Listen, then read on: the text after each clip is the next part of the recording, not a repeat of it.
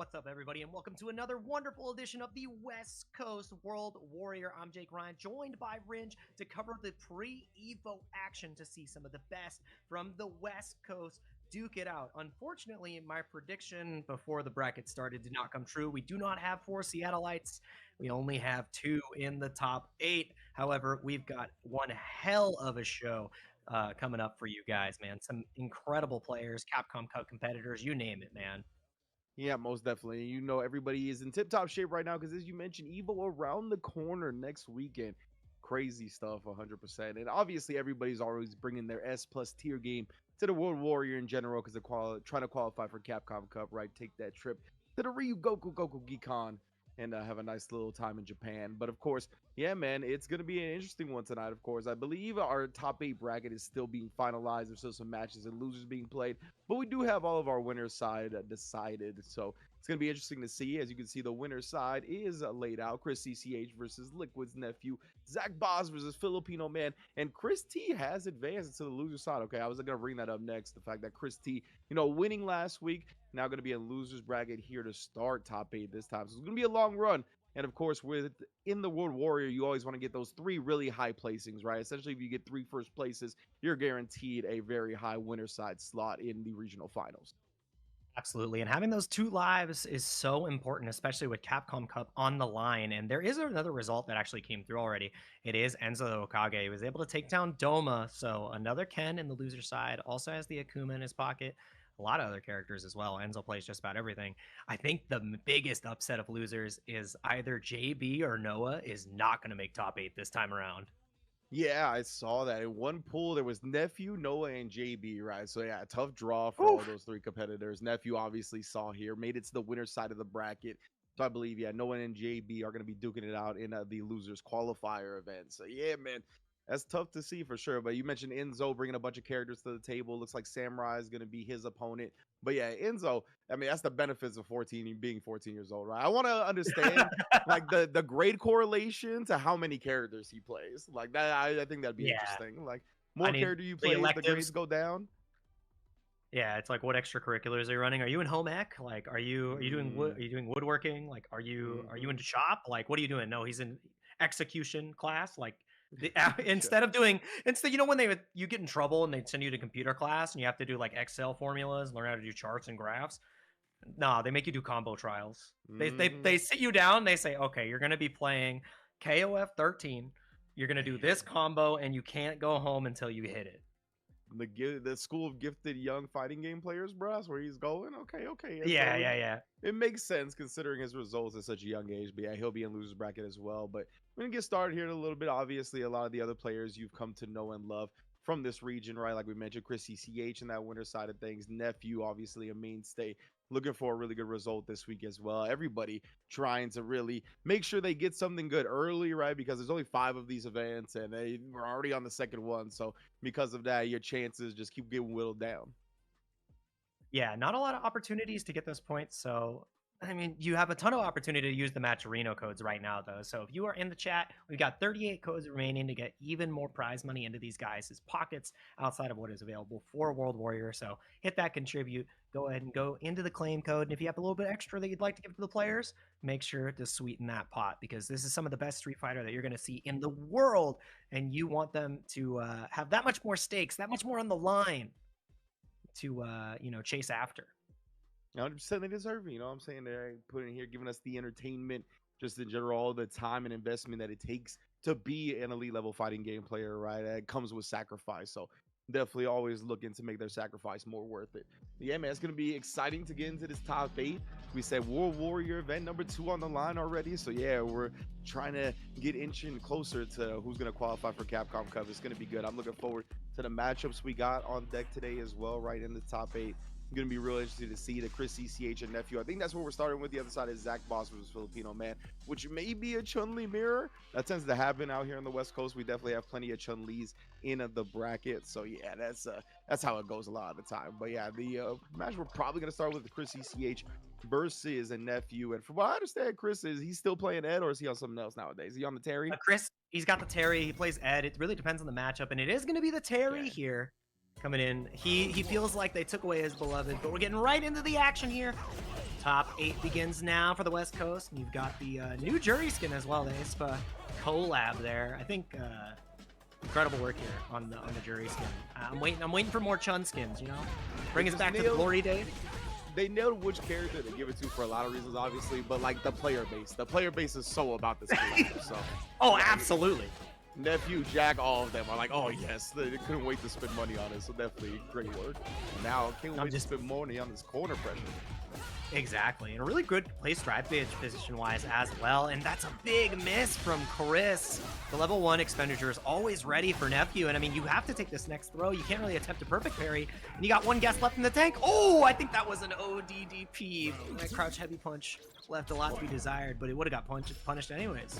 Yeah, Nephew did debate it out right with the drive rush early jab, so very smart Nephew going about it so far. Yeah, it was a big cost, and of course, man cashes out on that fierce every time. Nephew has definitely won many a paycheck off that button. It's a $1 million button, you may say. This character does have a lot of bags. She carries big counter into the feng shui, and now you're in safe jump territory. It's become so damn hard to survive, and he's actually, that was a little cheeky. I think that might have been a little bit of an error, but it worked out. Yeah, usually we see Nephew go with like that type of like double jump feng shui pressure, right? But yeah, it seemed like maybe a flub and then just made the most out of it as Chris Perry. Yeah. Panic tap parry. Dude, the spacing is always so good from Nephew. It feels like he pulls you into his web where you want to get close enough to, you know, dissuade the stand heavy punch. And then as soon as you're in that range, you're leaving yourself that much more vulnerable. And another big special whip here from Chris. Strange. Some uncharacteristic stuff from Chris to open it up, but we're in top 8, so it's 3 out of 5 to promised land, right? See if he's got time to work those kinks out. Yeah, Chris has been scrapping his whole way through the bracket as well. I think it's been like 2-1s the entire path. So he's been fighting, and that is a great way to fight back. A little bit of a saucy finish there, immediately canceling into OD. Something I always like to watch in replays. And I'll see this from Japanese players a lot. When they know a combo is going to kill, they just finish with their favorite special move. And Chris is definitely in that same school of thought. Wonderful follow-up on the burn. Oh no! I was gonna say, never mind. Nephew's gonna use level 2 to burn him out on the feng shui hit as well. Very smart. Ooh, I like this extension too to get that even more corner carry, the drive rush awareness. And now you're in dire straits. You probably want to just save this meter as Chris to go into the next round unless you can get out scot-free, right? It never ends, brother. Double, oh man, Nephew, every mix-up hit, double overhead first, empty low second, shimmy on the third one. My goodness. Bro, the strikeout was crazy. Oh, yeah, off the fierce, able to bait out the DP. Very nice. Yeah, the perfect parry to finally stop the momentum and the side switch. I love that awareness because the corner is the most important resource here. And checking the immediate tap DR. Oh my goodness, no anti-air. He tried the parry OS, but he was getting stubbed. Now he's burnt out in the corner, taking the crack shoot pressure. Oh my god. Looking like Uma Thurman in Pulp Fiction. Oh, she is. That's a deep cut. I like that. But he got out of the corner. That was actually insane. Nephew was in a pretty tragic position, and now he's turned the tables. Low on drive gauge. He burns himself out. Chris desperate to get this game. Yeah, he really went all in on the pressure now. Oh, of course. Nephew swinging with that. Going into the function. Oh, he got it! He canceled into the level 3, the CA Chris CCH. What a way to clutch out the game. Not let it get away from him as it's 1-1 now. And the thing is, I really like the light DP into the super because it's probably your fastest wake-up option there, which means it can beat anything that's like not incredibly meaty. So Nephew needed to keep it a little bit more disciplined there. And then it works out because it clashes with the DI. So really great from Chris because, I mean, there's almost a guaranteed sequence he can get. You just have to try to fish out that level 3. So really good from Chris. 100%. Woo! Especially inputting like the level 3 regardless, right? Because just in case of a hit, you might as well take the full kill because it's going to be a new game after that. Exactly. Send it all. You can't bring that meter into the next life. And we are baiting out meter the other end. Chris is now the one getting the better of these scales, but not getting a full punish. Again, a lot of uncharacteristic drops for Chris. 100%. I forgot. I feel like you have to delay the round wave to get that combo going, but either way, Nephew picks up combo in the corner. Very nice. OD Fuha extension. I mean, that's one of the things that got buffed as well from the patch. I know it was quite some time ago that she received that, but Nephew utilizing every little piece of the kit to full effect. That's what makes him such a threat across the world and on the West Coast. Definitely a Nephew. I mean, he's just so confident in his decision making. His processing speed is very quick as well. So he just comes across one of the more confident players you're going to see. If you get caught hesitating or second guessing, he takes full advantage. Absolutely.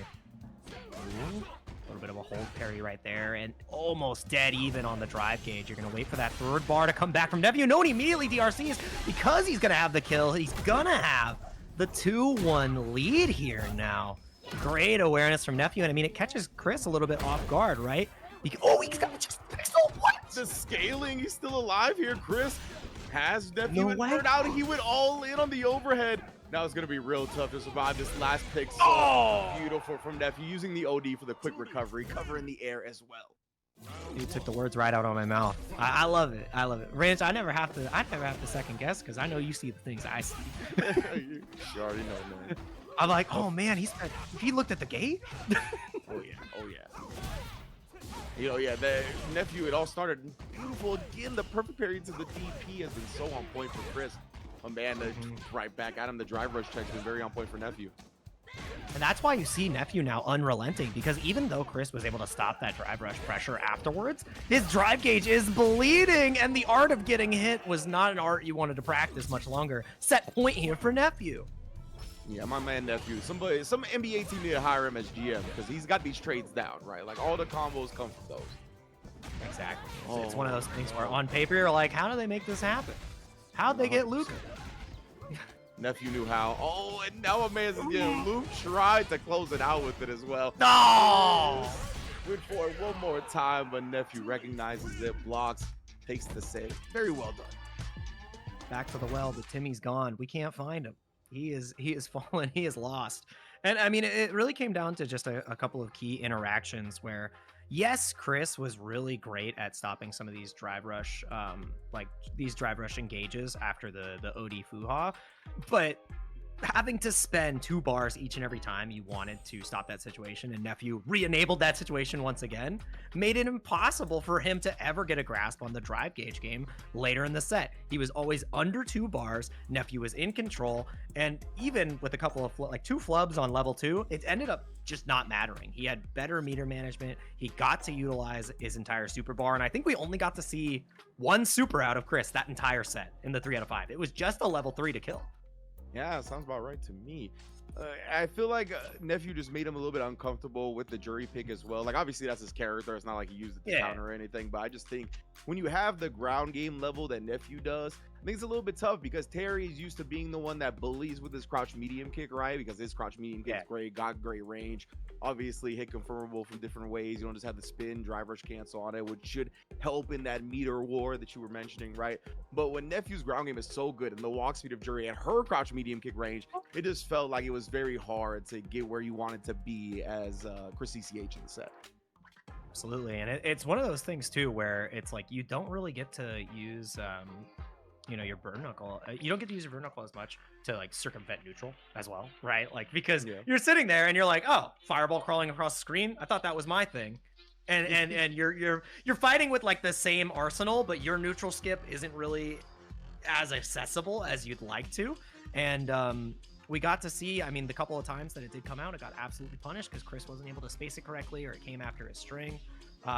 So, kudos to Nephew for really shutting down that attempt, and we never really got to see it. That was the potent part. I was like, wow, normally Chris really likes to, represent this and show it early in the set. It just never got to come out.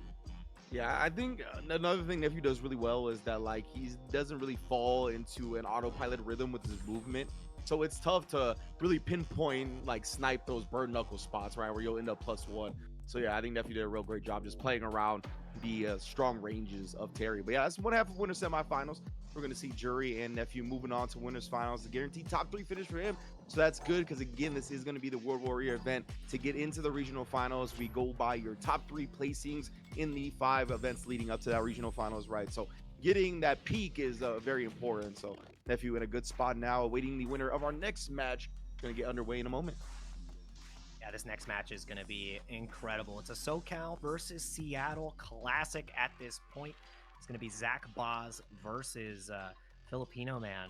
And I mean, you have two titans of the scene, obviously, from the days of Street Fighter past of Filipino Man. He's played many a character, Rose, Chun-Li, you name it. Just incredible work. And then you have Zach Boz, an up-and-coming player here in the Pacific Northwest, really making waves in Seattle. It's funny, anytime that Danny is not able to attend, he calls in Zach Boz as the stand-in. He's like, no one else is allowed to win this tournament, not except you. And it is going to be the Chun Mirror character that has also been eating really well off of this patch. I'm really curious to see how well each of these players can, whiff punish utilizing EX legs. And the last time these two ran into each other, I believe it was Zach Boz who took the throne. So it is up to Filipino Man to clap back here. And color-wise, it's going to be orange versus blue. Zach Boz versus Filipino Man. So don't get him twisted. This is blue to you? I mean, like teal, green. I don't know. I'm trying to. I was leaning a little more towards the green, but yeah, it's probably like a teal, maybe an aqua. Either way, I guess aqua would be a little more blue, right? I think it's got the master logo color. We'll call this a master's color. Okay, gotcha. But yeah, both these characters, or I should say both these players right now, playing very careful. That's how you're gonna have to play in this matchup because Chun-Li, fast walk speed, very strong with punish game. Gotta be careful not to whip. Zach Boz able to apply pressure at close range now. CQC. Checked again, shake my hand. Rotech is there, burnt out though on the side of Zach Boz, and you have to be so careful here. And he immediately goes, but I think the stance cancel kept him safe. Twitch reactions be damned. That's how you can punish somebody for being a little too sharp. Yeah, I was tough for Zach Boz, right? He had that forward medium punch at the core, but he didn't believe in the first one, and I felt like that kind of haunted him, so he just committed to the second one, burned himself out. A tough spot. Oh, and Low trying to press buttons off this ready pressure. Locked down again, back to the punch with the slide, a little bit too far. Dash big whiff throw and even more corner pressure. Back to mid screen we go. The up kicks absolutely spent from Filipino Man. A bit of a stance, Serenity action. As they both players jogging over that 3-bar threshold as well. Zach Boz another clean punish. Chun-Li is actually like uniquely equipped to punish Chun-Li incredibly well. Like when you really think about it, it's like, okay, who can really contest at this rate? Chun likes living here. Yeah, definitely. One of the unique parts of the mirror. And now that's Zach Boz. He believed in that crouch medium kick, snipes it. Had to spin mirror to kill him, but will do so. No issue on that front. Absolutely. Can build up back to that level 3 here as well. We saw the level 2 utilized before, so, pretty good meter expenditure. Game 1 is going the distance, and you're going to see it's a lot harder for them to throw Hikoken at just this slightly further range just because of the Zanshu. We haven't seen one thrown out from either side just yet, so I'm real curious who's going to bite first. And Filipino Man got real close to sniping the light timing. That crouch music, but now very low on driving here. Both of them actually does get burnt out in the process. Nice job taking advantage of Zach Boz trying to apply that pressure while he's in burnout, right? The big haymaker pays off huge here. Yeah, he saw the desperation to keep the pressure on as soon as he turned gray, and now just didn't get the opportunity. And Filipino Man out of burnout already, which is massive, but the check is huge. The first Sancho check. Checked again into the single hit confirm to the corner. That's going to get us almost out of burnout here, which is massive. Filipino Man needs to find a way to strike back. Got a lot of gauge. The tap parry. Punish. This is huge here. Actually burned himself out. Does get the side switch, though. That's safe on the drive rush. He tried to press a button after. Oh, man. Zach Boz beats him to the punch. I think that was crouch medium kick. Just a little bit too slow. Like, got caught in the startup. Damn. Real good from Zach Boz. Yeah, I think at that range, the light probably whips, right? Zach Boz is betting on Filipino Man taking his turn. I mean, he was correct. A little results. I mean, I know the medium comes out because it gives you the punish that kills, but like, just a little too risky. Zach Boz clean that up very well. There, Filipino Man anti-air into the overhead as you land. He's a scumbag. He used to play Tron in Marvel 3, so, he's got a little dirty mix-ups in him. You gotta have the cheap stuff, especially with all the stance opportunities. We have one called the Zach Boz, one called the Filipino Man. It just depends on how many times you swap between the stances. Zach Boz ground game very strong, man. The walk him in the stop to bait out the button for Filipino Man. Another whip punish, but he didn't capitalize on it. That means Filipino Man gets the strike back. Yeah, just needed to get a little bit closer at the very tip. Oh, interrupts right there. Zach Boss not going to let Filipino Man continue to apply pressure after Fierce. Oh, reaching again. Yeah, no micro walk forward this time from Zach Boss. And no, the drop there. That was a guaranteed kill left on the table. One way punish. Oh my God, Filipino Man is swinging. This man was at the home run derby. He was just like pitch after pitch. I'll swing at it. Bang, bang, bang. With punish. Just like, are you good? You fighting ghosts? JP is not in this. Filipino Man, he's definitely been the more aggressive player so far, but that was definitely another level that we've seen in this set. Now Zach Boss again doing such a good job taking his turns back though. A little bit late on that punish, but continuing to apply the pressure and use the level 3 here to get a big advantage in the deciding round. Absolutely, and it becomes that much more threatening here. I mean, you have the CA to reverse, but it's not even going to put you at a life lead. It's not even going to equalize the life here. You need such a big hit confirm to even put yourself at a chance, and I think it comes out right now. Yes, sir. Yeah, you gotta get the big damage in where you can, and obviously the drive gauge momentum is gonna switch heavily to Filipino Man's side. See, gonna be about 4 bars to 2 at the end of this, 3.5 or so. Oh my! Tries to reset with the overhead for the kill. And now you died a chip. That's why the legs are coming. Oh, just a tiny overextension. If that overhead hits on the reset, Filipino Man runs away with it. But Zach Boss awake at the wheel. All right, nothing's catching him off guard. The hands are at 10 and 2. That was real good. Filipino Man, he bet it all right. He bet the drive meter on it. That's what ended up opening him up to chip. And right now, Zach Boss continuing the momentum. Really been in control, showing the more patient side, baiting the buttons in and out via the walk speed. It's been a great display. It continues to find its mark. Every single time Filipino Man tries to go for a micro walk forward, it just feels like it's there. Filipino Man, he keeps trying like the fierce into the ready stands and a button, and Zach Boss, the crouch medium kick is just shutting that down. We talked about how Chun is uniquely equipped to challenge the ranges of Chun, and you can see that on display with that interaction every time. Yeah. Oh my God. Ridiculous whip punishing the button with the same button. Oh! Level 2 against the Gakosho. He's shutting every option down right now, bro. It becomes that much more difficult to represent how you want to survive in neutral, but the wake up crouch light kick ends up getting us out of the corner. Overhead block excellently in the -3. Take your turn back. Filipino Man back against the wall at this point, right? You got no more sacrifices. Tries the overhead just like Filipino Man tried to him. Now, thought he would press a button as the DAI does not. Continuing the plus frames, gets the overhead off that, but no combo, no nothing. Zach Boss presses back. Filipino Man very dead at the end of this one. And that was what was held the entire set. We saw the level 2 to punish the Kikoken. And at the end, the Hazanshu finally comes out, and it's what beats the OD. Filipino Man tried to get a little bit of momentum, and the fact that we hadn't seen that represented the whole set makes it that much more lethal, right? It's like, you held that in your bag of tricks until I thought I was safe. That hurts. And man, it's the tail of the tape. Chun's got some pretty good tools to beat Chun. That is what we learned here today.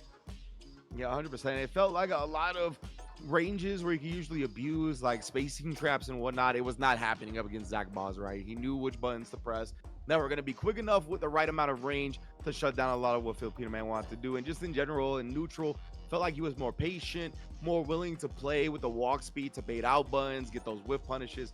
We saw a lot of forward medium punches with punish. We saw a lot of crouch medium kicks with punish. So yeah, very, very impressive from Zach Boss.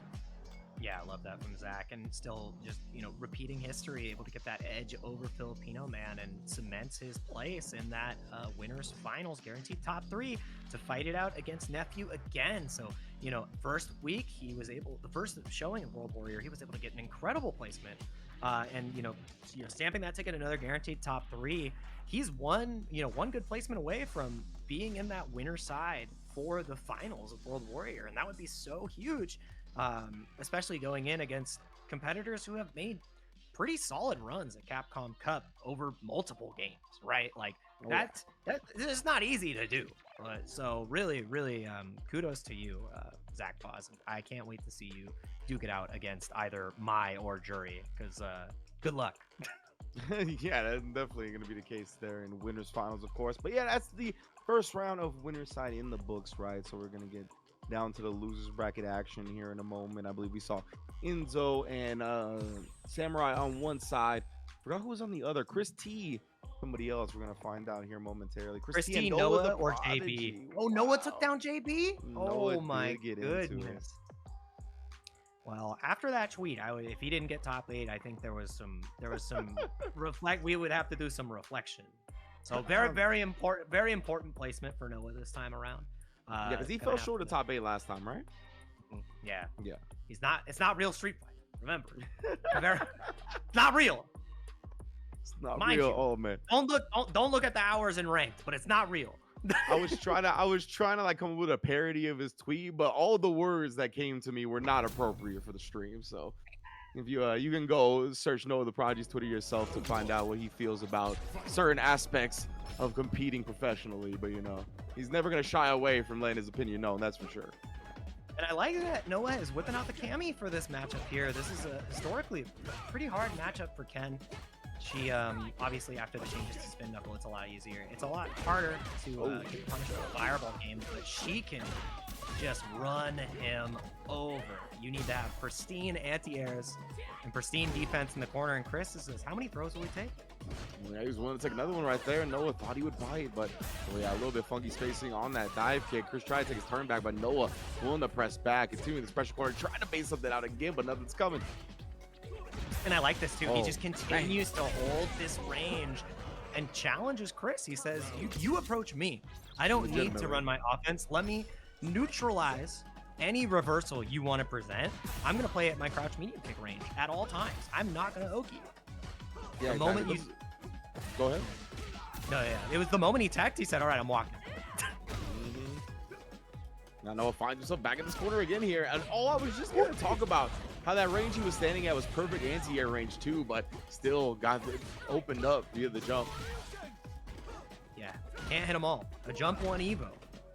Yeah, it was Rashid on the receding side. So Cammy, that's karmic cycles. Yeah, 100% paying for the sins of fellow Cammy players. Whoa! Air OD, Tatsu connects, but not for much. Noah is burnt out though from that punish counter, and Chris gonna make the most of this one. Yeah, spin level 2. Gross. Yeah, I mean, the crouching route with medium Dragon Lash maybe could have squeezed out enough damage, but at that point you're so close. Better to spend than go down 1-0. Yeah, and like you spin level 1 while you're in burnout, while Noah has CA, like can snipe any fireball chip attempt, something like that. It's better to just use level 2 for sure. Like a little reset, get extra damage there. Now we're seeing the medium Dragon Lash combo. Oh, wait, the earpiece is in. Yeah, punching the sweep, knowing it's gonna be crouching. You're easy to confirm that one. Noah not capitalizing off that check though. And look at the discipline from Chris. Like no whiffs, stand light kick, the only button being pressed here. That and crouch medium kick. It is some discipline here, and that's what you like to see. And Noah finding a way out of the corner, an immediate challenge back. The jab hits huge. Drive gauge in trouble for Noah, but meaty fireball is scary. I don't think you want to throw it. That's why we see the drive rush. Yeah, smart. I just like that from Chris to keep Noah low on the drive gauge, but Noah, he confirms off the raw drive rush hit, keeping his drive bar intact, taking Chris's away in the process. Big. If he can force him to the corner, there's not a meter there for Chris to survive with the level 1, but he's got to get there soon. That one bar is about to be there. The sweep comes through. Are you buffering is the question. Does the DI even come through? Dive kick is on your mind. There's so much to think about. Oh my goodness, yeah, I like Noah. Oh my god! EP, very smart, right? Yeah, he did it so early, he pretty much just reacted to a flash. So level 1 was very early on in the drive rush. Noah had not committed to anything, goes with the ODDP. Whew, scary. Yeah, I mean, it's such a gamble there. And to test the reactions of Noah is, I would say it's a fool's errand. My man has constantly roped the dope with the charge knuckle in the level 3 on Luke. He's always ready. So the moment he sees a flash, anything turns red, he is ready to strike. So really good from Noah and awareness to beat out that level 1. And Chris back where we saw him start, right into the corner. Indeed, it's just the start. Where we've been making our living for the most of the set so far. No, I was gonna say you can recover in time to get that anti-air between stuff. Ooh. Nice, I like that jab. Stand heavy kick, a little bit more difficult to punish, but found the jab. Yeah, I was like crazy timing. It was pretty good. Like, it was a micro walk into the jab. Yeah, like that was kind of nuts. Oh, he tried the parry. Oh man, the tap parry though. Fraction of a second early, and it just leaves you so vulnerable. And DI was not an option there. You die because of the lack of health. The armor cannot keep you safe. And another big whip punish. Tough for Chris, man. Finding himself in this corner, you gotta get it. No, this is what we talked about, though. Backing up, just trying to play at this counter poke and anti-air distance. Oh no, Chris now.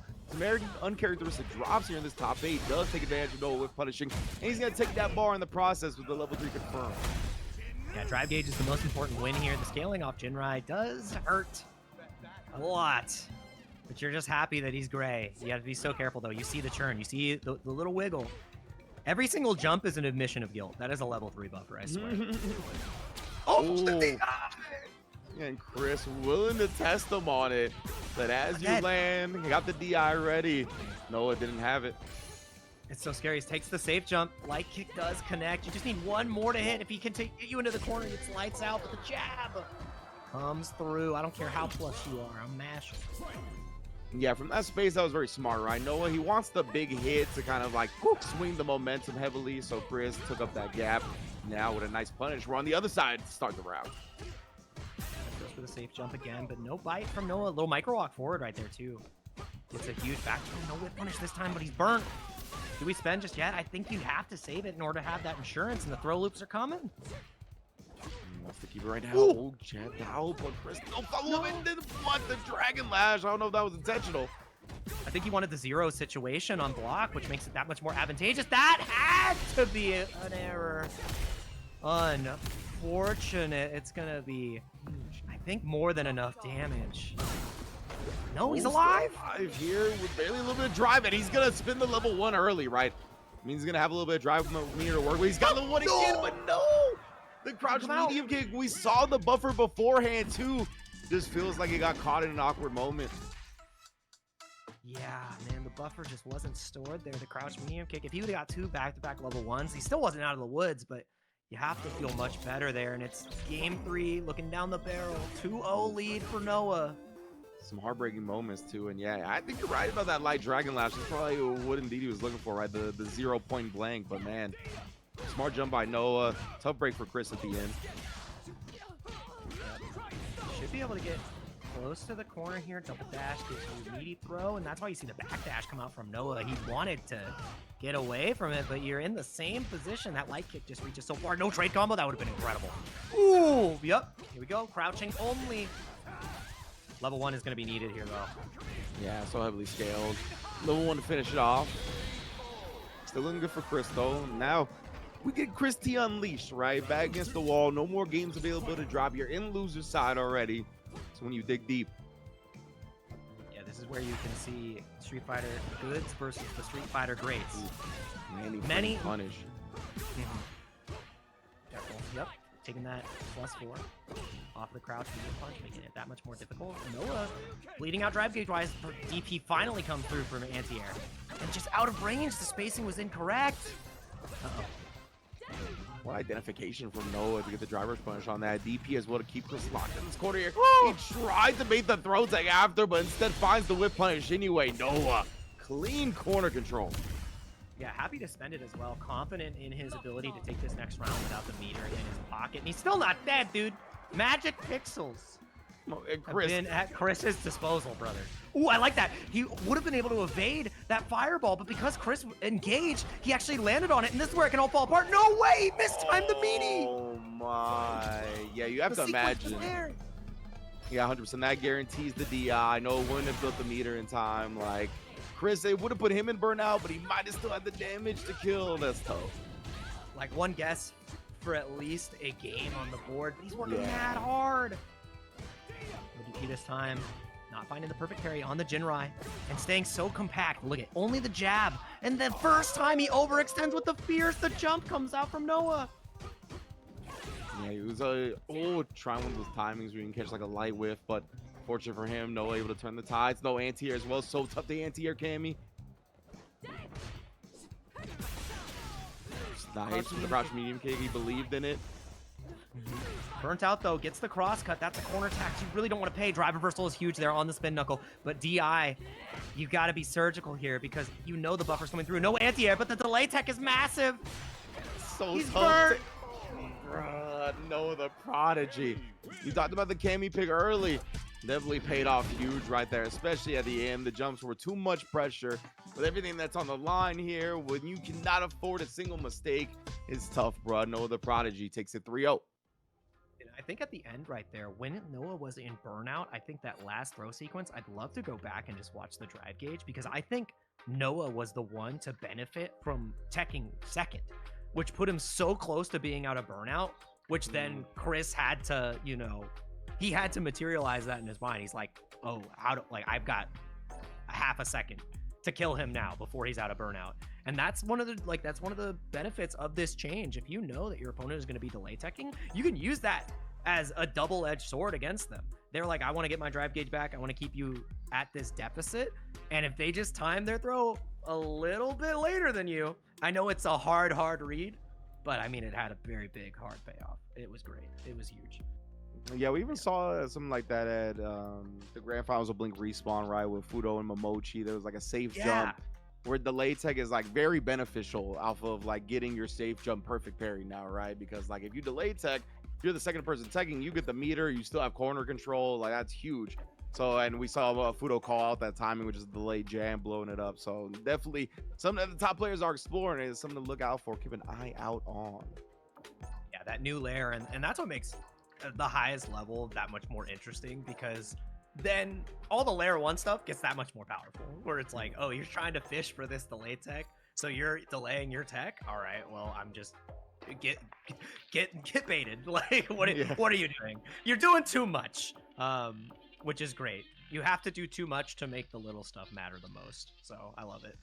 Players breaking the rules is what makes the game that much more of a hit.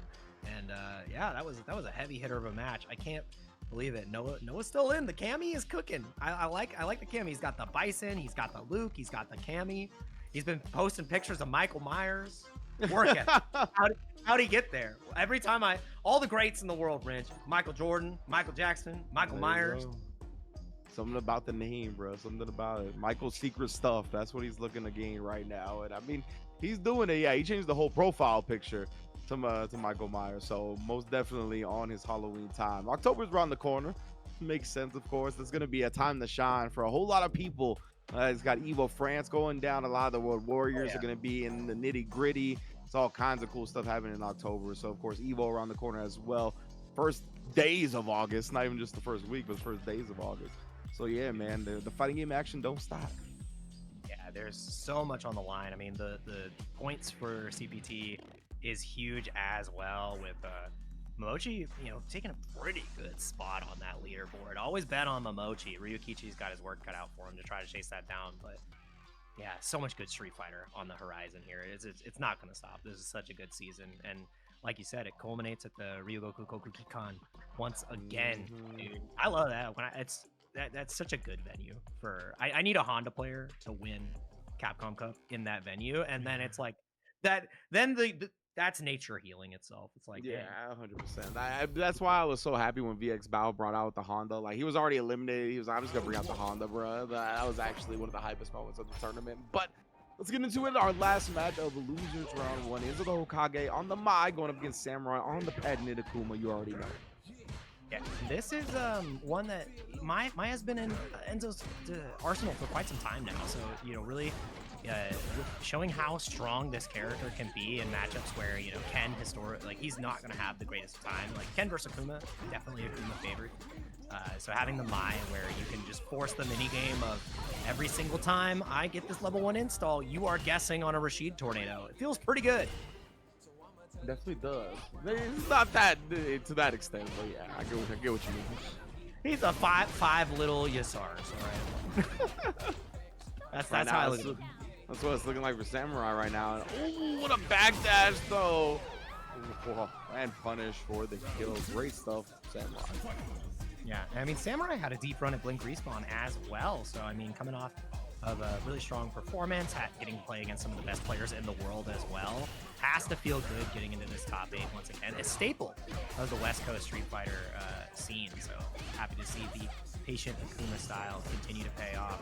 This is definitely a story of new age versus old school. I believe that demon put it hitting in front. I know I caught Enzo off guard too. Just a bit late on the whip punch, immediately willing to challenge the driver's cancel. Yeah, Enzo, one of the scariest things about him is the OS. 4 in a row? 5? Okay. Oh, all right, finally one connects. With Fire, you can't be that consistent. I know you're 14, bro. All right. He literally hits us with the age verification every single time. Like, the reaction. No, going again. Oh, tried to walk away, but not quick enough. Samurai's getting the throw on wake up. Perfect. For the perfect parry. Very, very sick right now from Samurai. Willing to press his button back. Good discipline from Enzo. Taking the string, but you don't have a lot of drive gauge left to build. And Samurai happy to go into target combo. I don't need to hit you. Oh. Sweep as well, and then just got caught low. Oh my goodness, Samurai with the meaty crouch medium kick. He had confidence that Enzo was not blocking his feet. Thing is, the lights are getting even hotter because there's only 23 seconds left on the clock, and Samurai, he's the one who has to goad it out. I think he might just play the space. He's just stand here. Oh, got caught! No! Now he's the one in trouble. Oh, no. The jump, unbelievable. He caught the recovery. Samurai had it all. And it all goes back to his, I think OD Fireball is probably what it was that ended up getting clipped by the stand heavy punch, right? He spit his last bit of meter on that. So that time he didn't have the quick recovery Fireball accessible. It all went downhill. That was crazy. Yeah, we've had so many players tonight, betting it all on that last bit of drive gauge. And when it goes south, you see how important it is that you can keep that resource as long as possible, unless you're going to be able to kill or put yourself in a huge advantageous position. The lifeblood of the game, man. They built it that way. Oh, are you serious? DP. He just that was kind of sick. I like that. The forward momentum getting him past is crazy good awareness. Yeah, the light DPs have a really good hitboxes on them for the most part too. So like if you think somebody's gonna challenge them at distance, they actually work. It's just really strange to see it. It's like the same school of thought. It's like, how do you beat DJ Sway? And it's like the hard answer is a character like Ken. It's like, yeah, just light Tatsu. It's like just light TP after micro walking forward after you get the perfect parry on the first hit of the fan. It's that easy. Like, yeah, come on. Ridiculous. Just a little bit of layers. Just a tiny little bit of layers in there.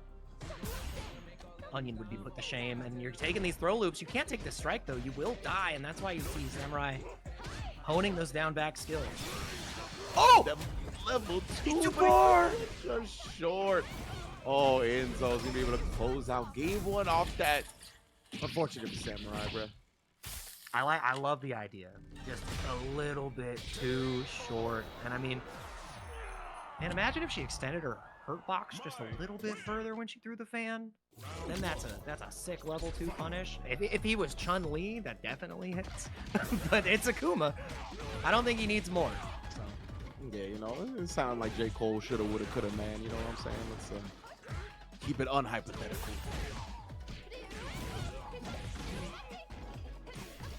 Oh, checking this the low again. Samurai trying to walk away from the pressure. Not gonna have him for free. Those SNK characters got the 2 Bs, bro. Their crouch light kicks go quite far. So you're not allowed to walk back. Like, it's so scary. Crazy. After plus frames, you are caught red-handed.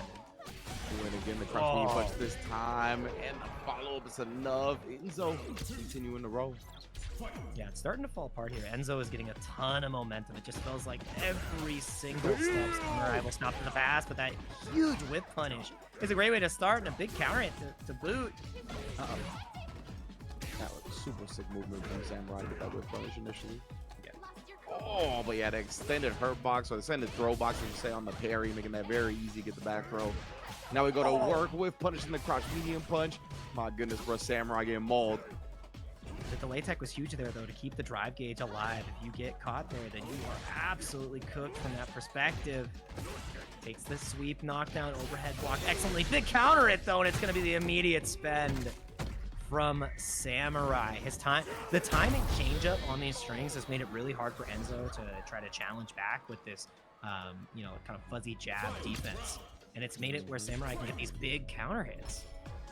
Yeah, it's one of the signatures of Samurai's style, right? He really likes trying to hone in on your timing to certain options, and he looks to exploit that.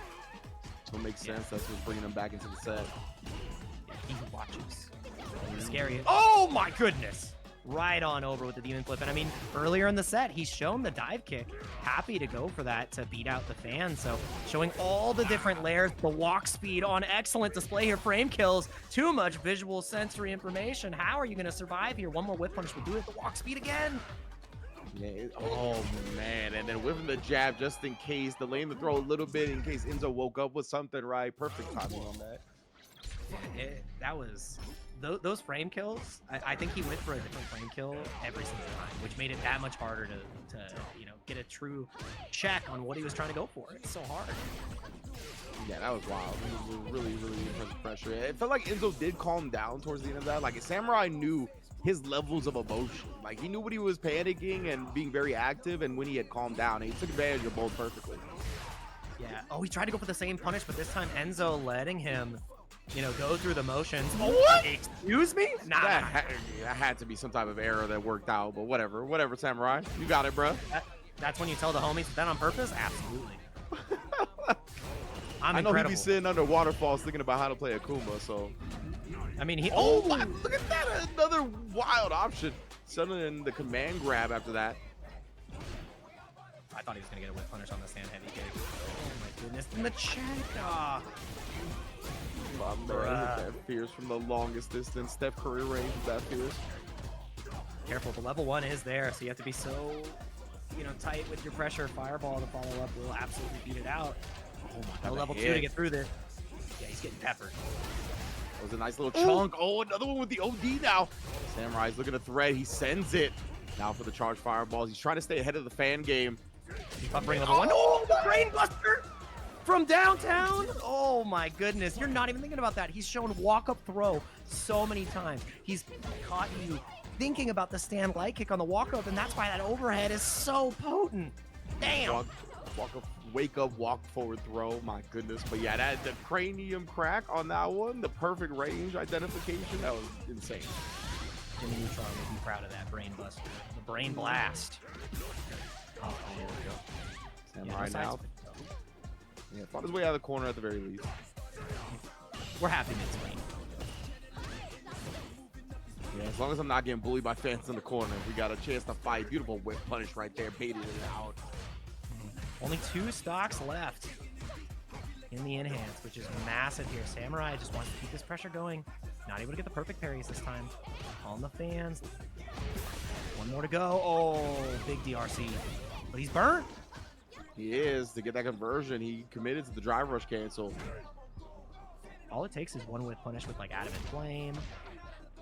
A crouch Mewing kick, and he immediately will kill. Oh, he's buffer. Oh my god. Oh my goodness. Samurai's got Demon available too. Keep that in mind. Yep. Oh. So careful. He's gonna go for the chip. Yeah, and I mean, any other character, they have just enough health there, but Akuma, that is one of the focal points of the character. He's got less health. I love that you saw the demon too. As soon as I saw it, I was scared. I was like, oh no, it's coming. And it's really smart from Enzo to use the level 2 to chip out too, and recognizing that lower health. He didn't have to use the level 3, but right now, Samurai, oh my, he might use his level 3. Now we're gonna save it for the potential kill. And now he's just gonna play that space. He went right back to that stand heavy punch range, forward heavy punch range, and he's gonna be able to get the kill because Enzo, forced to walk forward, had more than enough time to try to play it slow, but Samurai caught him slipping. And the timing of Samurai, man, he really tries to hone in on when you like to do stuff, right? That was just enough time to walk away from the pressure, knowing when Enzo was gonna move, sniped him with a crouching medium kick, 2-1 lead. Yeah, and I mean, when you, that's one of the things I think that if Enzo is able to round out as a player will make him that much stronger. It's playing that timer and like slowing down his pace, even at a deficit, because there was 74 seconds on the clock, and you can, like, you got to grind that one out, I think.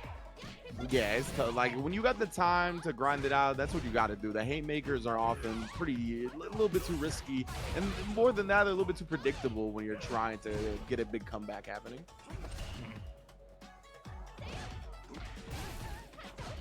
Immediately checking the pressure, light kick. Of course, Akuma, very potent light kick.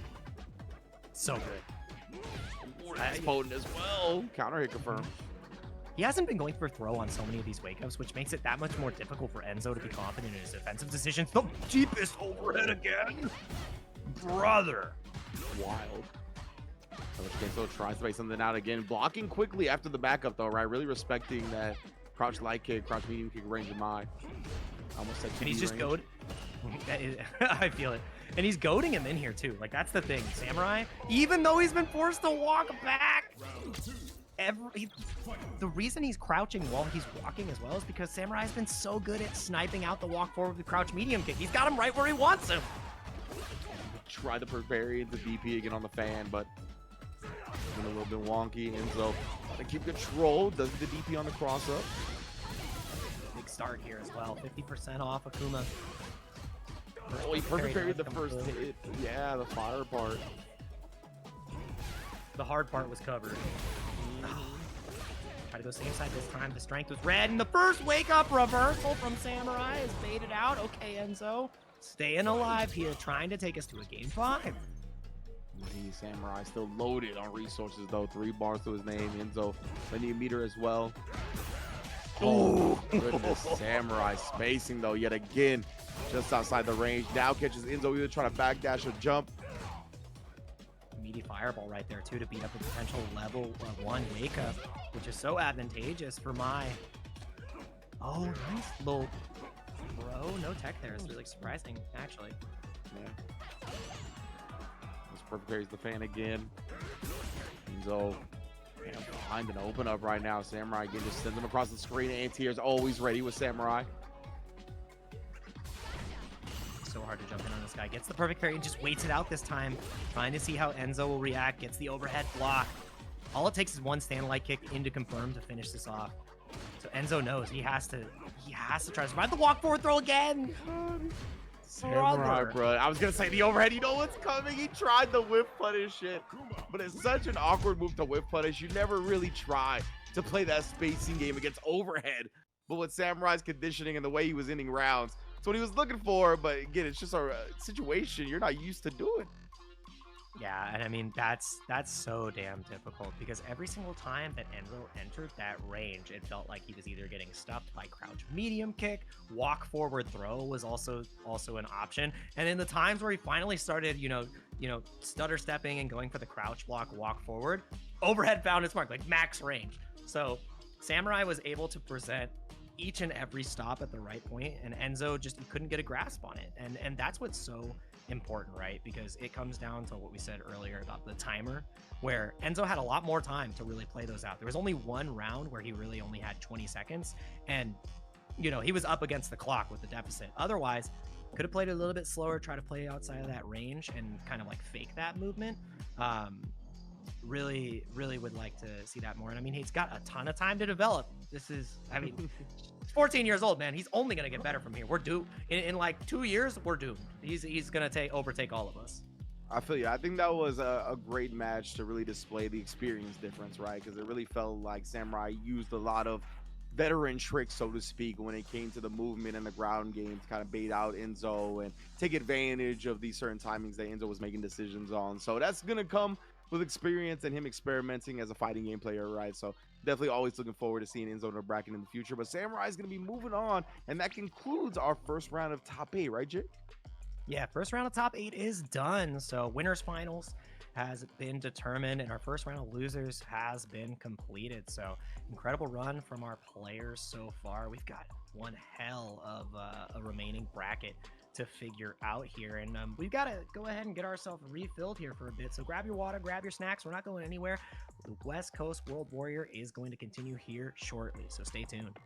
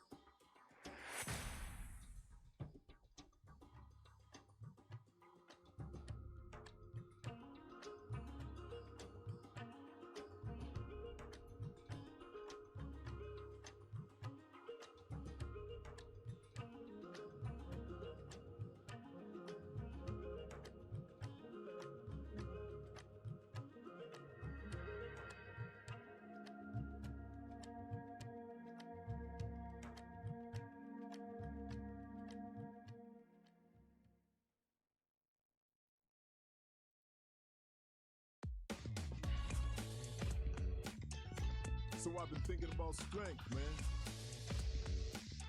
Strength, might, the power to fight. Is it money, authority, a cool job, a ton of likes? Okay. Let's keep it simple. I want to be strong. Can you believe it? We got self-driving cars. The time's coming, we'll be taking rockets to Mars. And yet you still got folks out there using their fists and bodies to seek strength. Yeah, I hear you, man. We're all a bunch of fools. But, you know, if you want to know about strength, you just gotta get to it.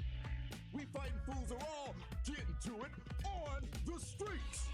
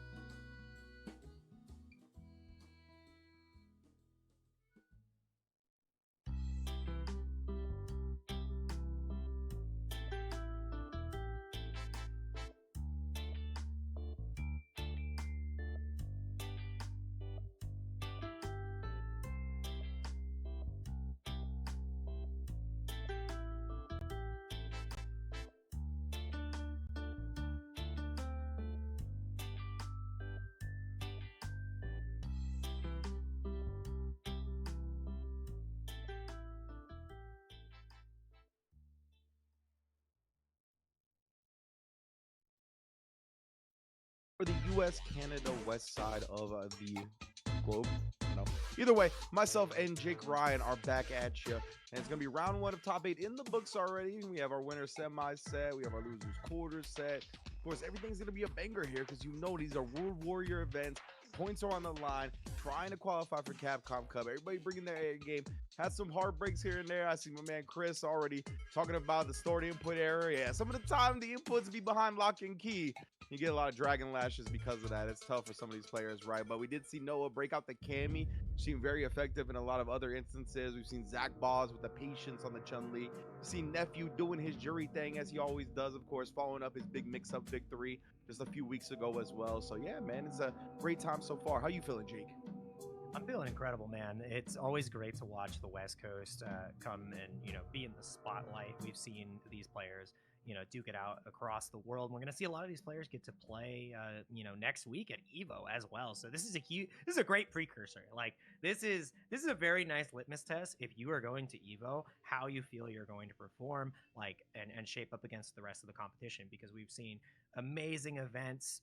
We've got more World Warriors going down this week as well. Seen Blink Respawn. We just finished Topanga League. Like there are some clear favorites going into these big events, your Evos, your EWCs, you name it.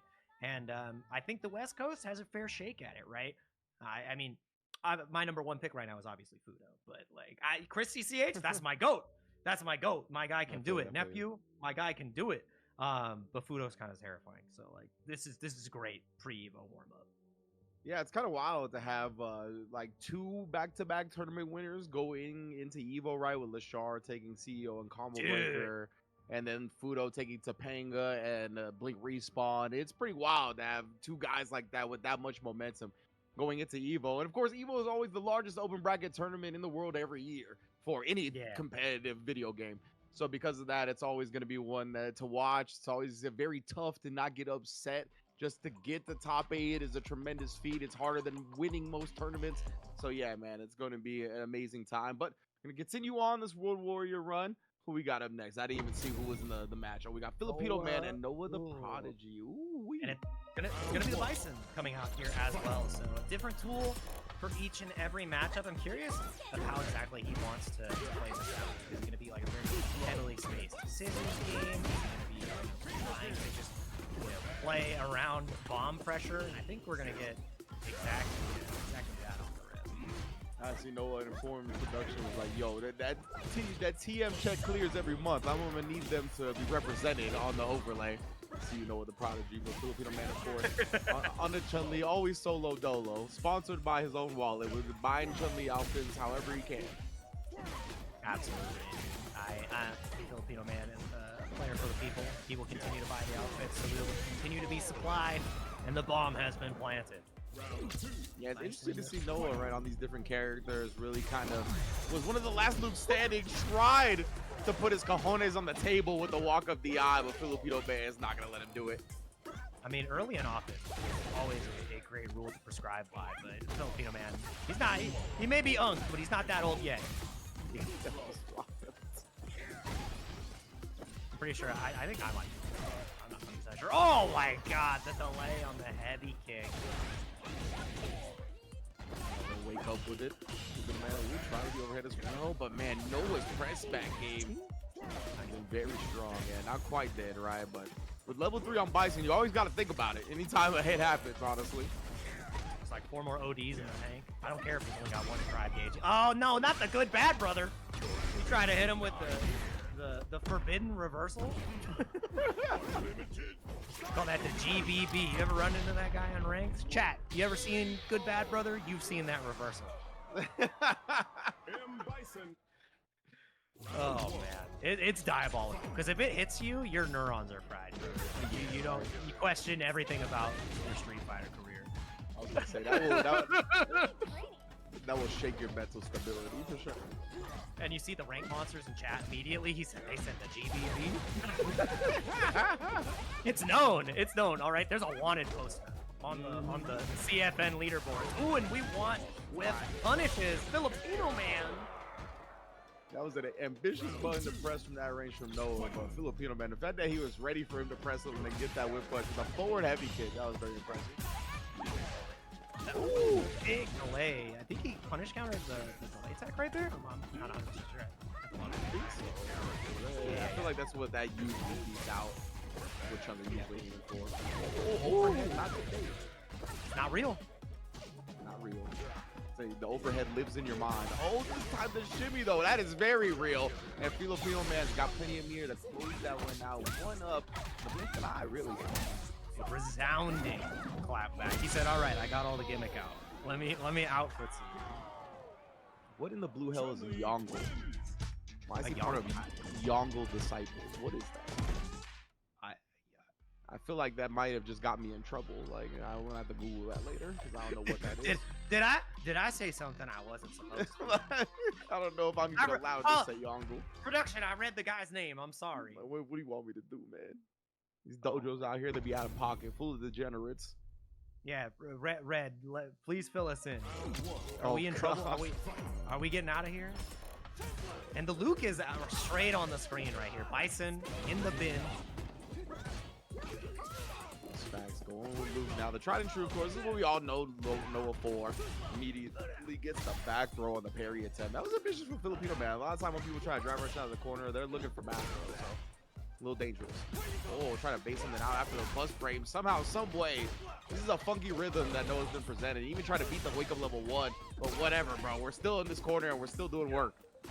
It doesn't matter that he's gray. He is Noah the Gray. We saw what Gandalf can do. Look what a boy from Lompoc could do. You shall not pass. Think you're gonna get out of this corner? Not today.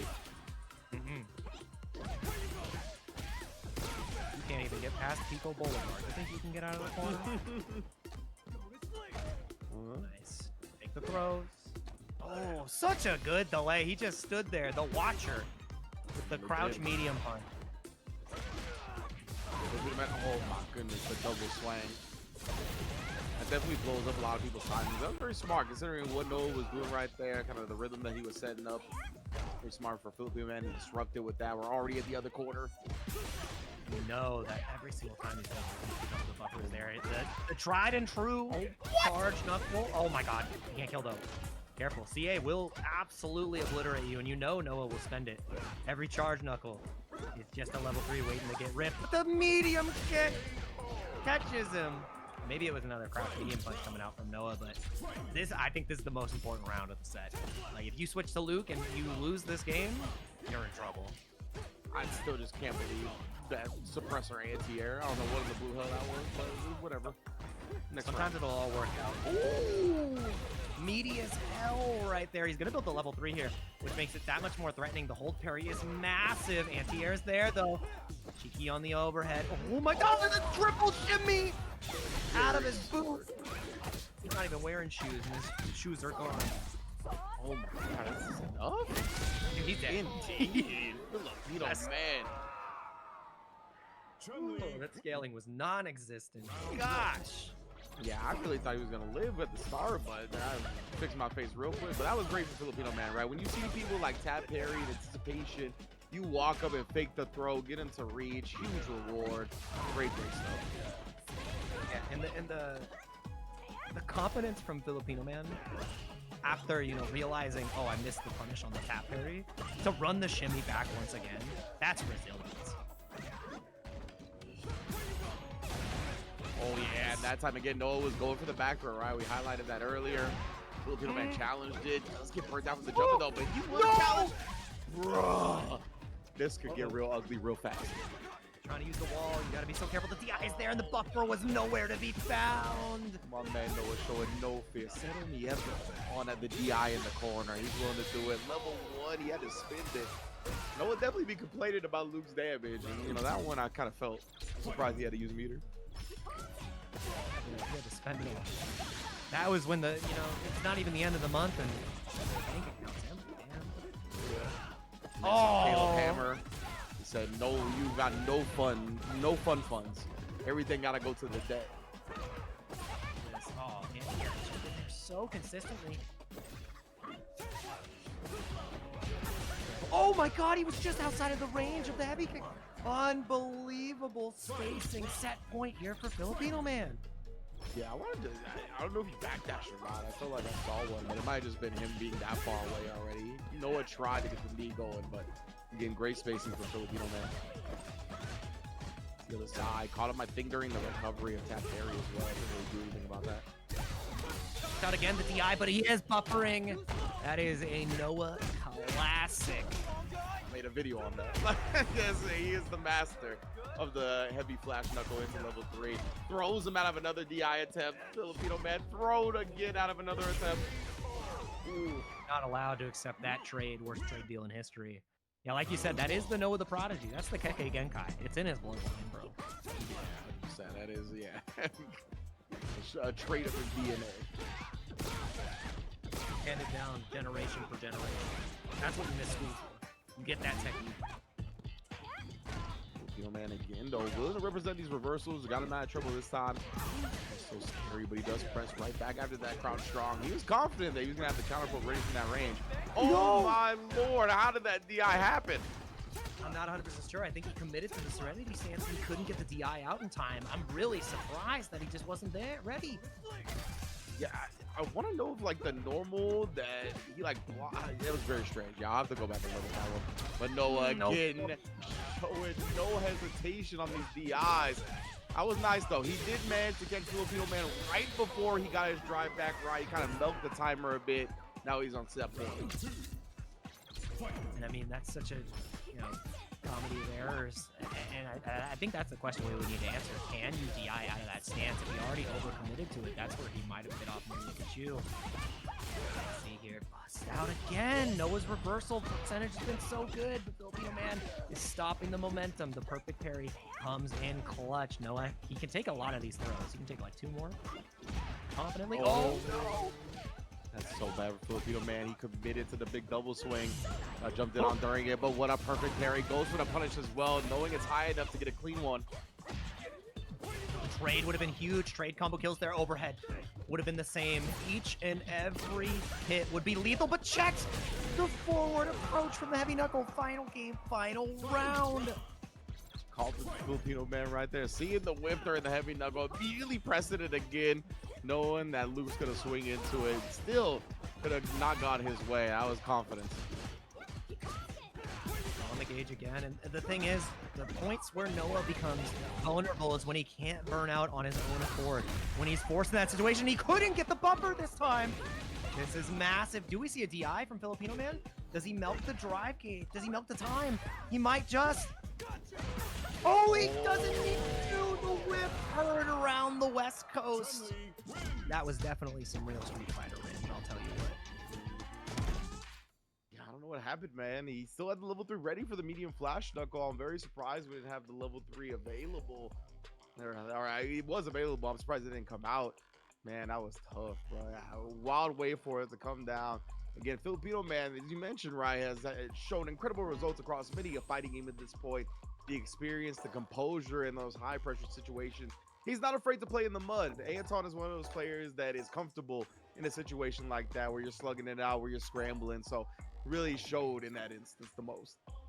I mean, when you say play in the mud, and he opened up game 1 with like the most online special Chun-Li forbidden technique and it didn't work, absolutely. That's the mud man.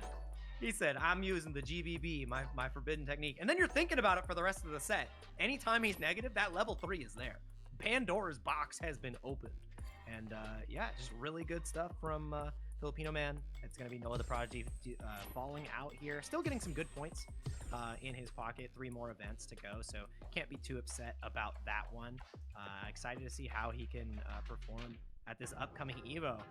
And hey Noah, you should come out to the salon. There's a lot of Chun players that go there that seem to have your number lately. Interesting. Maybe he'll stop by one day for salon, the big Seattle tournament, the monthly. We do it every week, every Friday. Oh, and then there's a weekly. It's a weekly and a quarterly. It's quarter. Okay, that's what I remember. You guys do it a little bit bigger for the quarterly, right? Yeah. It's pretty sick. We got to get you out here too, man. You'd be hype. We'll go to an incredible pasta restaurant around the corner, and right now the corner has been reached. It's Chris CCH versus Samurai. Another incredible match. A Street Fighter V Classic, now a Street Fighter 6 Classic here for the West Coast. Yeah, it's facts. Both of these guys mainstays throughout the last game. Here showing off their skills in this one as well. He's trying to take the corner, never for free. Load him up again, a little bit delayed jab. And I know you noticed, Edward is back on the scene.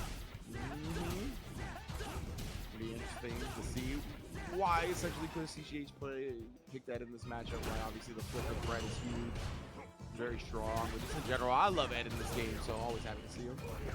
Yeah, I think it comes down to having great mediums in order to contest and make Akuma play it. Like, you see that range he's just existing at? He has conceded and said, we're playing fireballs. That is what we're doing. So I think that's where the mindset is for Chris. He's also really great at finding the OD Psycho uppers to get through the fireballs, which is why Samurai's playing at that space as well. So it's going to be a battle of the mediums. It's going to be a battle of this almost like full screen neutral between these two. I really love Chris has been overzealous. What a pick Samurai though for the kill. That was ridiculous. I did like how patient Chris was playing and how slowly he worked Samurai to the corner over time. But yeah, incredible performance from Samurai right there to get out.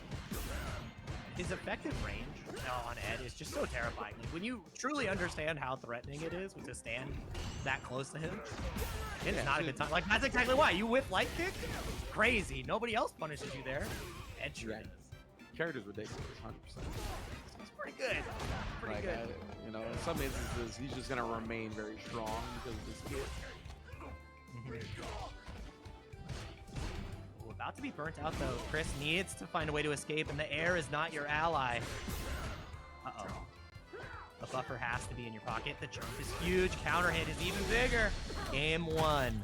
Going over to Samurai. And even though Chris, meticulously was able to push Samurai into the corner, Samurai got enough. He won the battle of attrition. He just started chipping away slowly but surely and forced Chris to go for a big swing, whether it be a jump, whether it be for like an overextension. It wasn't even any crazy reversals. It was just forcing Chris to go for like the hard read option. 100%. Just like a lot of fireballs, right? Just kind of peppering them down, staying patient, staying slow. Ooh, yeah, he just sneaking in a demon flip or two. I'm sorry, I lost the demon flip's name for a second, but yeah, Chris CCH not letting that happen this time. I love that from Samurai. The moment that Chris tried to shimmy, he micro walked forward and gets the throw. Just to show that threat. He's like, you better shimmy me harder. You better backdash. You need to commit. Speed ball is gonna be punished by Ed. Right in his Throw face. is enough. Yeah. Big stuff, Chris. Changing up the tempo as well. Oh, that was good. Yeah, like these demon flip fades or trying to do a demon flip and come up shallow, it's gonna be punished every time because of Ed's range. Yeah, he is privileged in that regard. The anti-airs have been so good to Samurai. Another one of those things that Rinoko's have at their disposal. First DP rips, and it's 100% hit rate so far. He's buffering. Oh my god. Oh man, he's charming. Sniper does have a little bit more for the second drive rush. We'll go into the level 3, but a Kuma house, bro, you get it than dead. One up for Chris CCH, bro. On the board here, all that meter at your disposal, and you're gonna have to say goodbye. Great return for CCH. We got ourselves a first to 2. Does his crush medium punch have like the 20% scaling that the crush medium kicks do? I would hope so. That's I'm a gonna good check. question. Yeah, I'm gonna check real quick. Computer, let me know. let me hit that. Be like, computer, show me the Yeah. scaling. It does have it. Okay. All right, yeah. That's good. I would be very worried. Oh my goodness. Maybe a little bit of DP probably would have connected off the heavy, but it didn't work out. Backdash is massive on the throw. Samurai is bleeding here drive gauge wise. He needs to find a way to stop this pressure. That's why Chris has started to encroach even further, and the jump works out. Dang right, Samurai. He's been liberal with the fireballs. Chris CCH starting to catch on to the timing.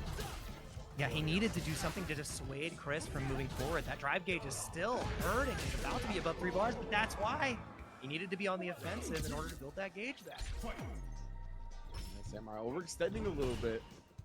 But CCH taking full advantage. Impatient to start this one to get a no, I'm surprised he didn't even try the jump medium punch because it has so much range. Yeah. That button is criminally strong. Yeah. He saw what JP was doing. He said, I'm doing it too. Yeah, that's him and JP for sure. Takes the mini pressure to get a little bit more drive gauge off the top. And it's just such a battle. Both of them are duking out, trying to stay at this 3 gauge for the life of them. Samurai holding on for dear life to his meter here. Both these players jockeying for that position, right? Samurai crosses the 3 bars. Bristow still. Trying to get the perfect parry. Oh my god, the ODP didn't work out, but he overextends. And it's gonna be the CA back. That was a little haywire. I don't even think he could have gone for chip there with the level 2, but you know, that's all she wrote. No meter, not burnt yet. Oh no! Chris just sent it. Felt like it was a little frustration from the way everything played out. I mean, with Akuma's help, I think that AP just kills as well. Oh, maybe. So, actually, yeah. I'd have to run that back. But yeah, guaranteed it's also probably frustrating. Like, why did that level 2 come out? I'm sending the DP. Yeah, it's just tough, right? The DP being so slow as well for Ed is scary to use on wake ups. A lot of people can media with light safely.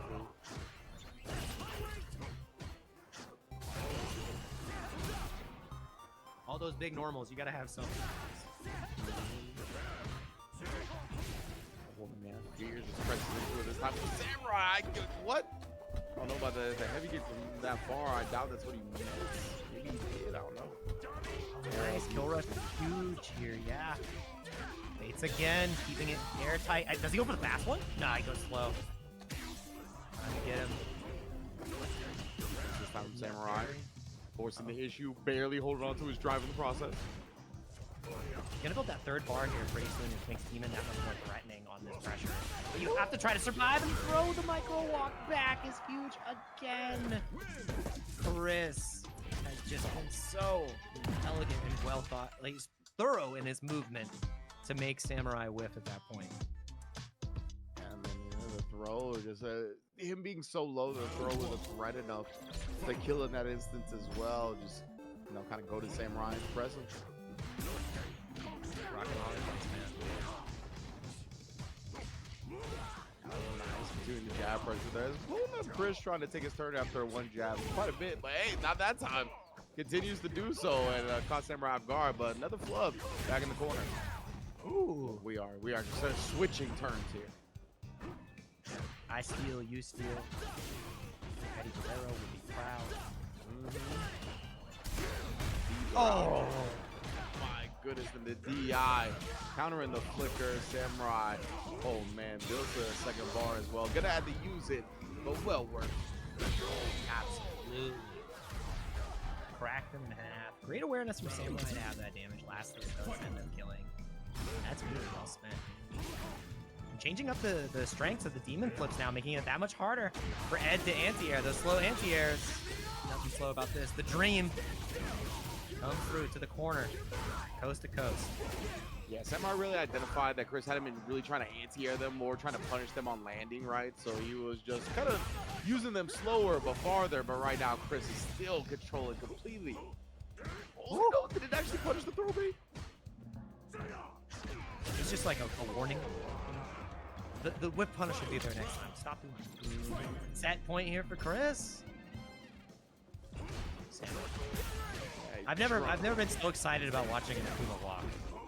Yeah, trying to show a lot of movement in 9 seconds to base him out from Chris, but you saw he was disciplined, didn't press anything. Sniped him with the stay medium kick, first button press. Very composed right now. Especially in a rough situation, and that's how you have to be. You are aiming for the top. You're aiming to try to get this Capcom Cup position. You have to have that confidence. And the confidence ends up fighting him. The DI answered excellently from Chris.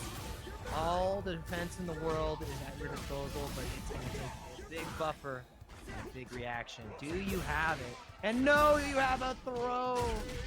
Just whipped on display. That is Chris CCH making his way to the top 4 here. Yeah, really impressive showing from Chris. We saw the DI work out on the flicker block string earlier, right? So again, Samurai tries to do it. Chris immediately recognizing that, kind of baiting him into the situation since he got rewarded for it last time. Back kill rush, DI in response. That was a great adjustment. Classic fighting game stuff right there. Chris CCH moving on. Yeah, I mean, it's huge. It's like you said. I mean, he got caught early on with the DI from the flicker, and he adjusted excellently. If you want to represent that option, you have to understand that it's a heavy decision to make. And you bet Chris, he's kept many of his decisions safe, which makes that DI that much more difficult to pull off. So many of his Okies, it was like just drive rush jab, wait, bait, drive rush jab, wait, shimmy, and same was true for Flicker. So the fact that one connected, I think that was your one of the set. So unfortunately, Samurai goes home. Yeah, always worth threatening as the opponent, right? Like you said, it's a risk, obviously, as you just saw. You can get DI'd back, but it is a way to maybe dissuade the opponent from kind of going just autopiloting into flicker block strings, right? And so we did find one connection. We even saw that in Fudo versus Momochi. We saw Fudo go for several DIs, honestly, on some flicker block strings. So something you got to represent, but it could always come back to bite you. That's just how it goes. So now we're going to our winners finals. It looks like it's going to be Nephew versus Zach Bosch, Chun-Li versus Jury, all the crouch medium kick range in the world in this match. They got everything handed to them. Two girls happy about what they were given in the world with their crouch medium kicks, I tell you. Should be an incredible match here. I'm really curious as to how Zach Boss wants to play this momentum-wise and what range he wants to like try to exhibit here. His anti-airs have proven to be so consistent. He's been really great on the whip punish game as well. Level 2 has been such a great tool to punish Fireball. It'll be a little bit more difficult with Fuha, but we're getting into it. Winners finals here. Yeah, Nephew already baiting out the crouch medium kick, like just walking out of it perfectly and getting the whip punish. In general, I feel like Nephew, if he's able to get some stocks up early, thread with the big hit, or of course set up the classic trade combos. We talked about it earlier. You know the thing that's rough about that is it feels like Zach Boss was the one on the offensive for the first 15 seconds of that match, and he lost 40%. Like, Nephew pressed one button for every 4 from Zach Boss, and he's like, I just pressed him better. man. Just tries to throw it. Nephew, oh, tried the parry. Thinking Zach Boss would take his pressure with a button. I like that jump back too, anticipating maybe a pattern that Nephew likes to present after a throw attempt. Love to go for that jump forward, but this is massive. Next hit kills. Which means you got to take every single one of these throws. It's so scary. The psychic parry as well. Oh, that was so deep. Yeah. Very strange hit, but almost definitely gonna work out for Nephew big time. We saw Zach Boss trying to walk forward a little bit. Still got caught by the cross-up hitbox. Great button choice from Nephew. Just wanted to show off the costume. That's why he made us watch the movie. So thank you, Nephew. Jury fans in the chat, did you enjoy that level 3 animation? Press 1. Yeah, really impressive showing from Nephew already. Playing around the ranges. Oh, Chaliba right there. Zach Boss, he didn't commit too heavily after the Coco.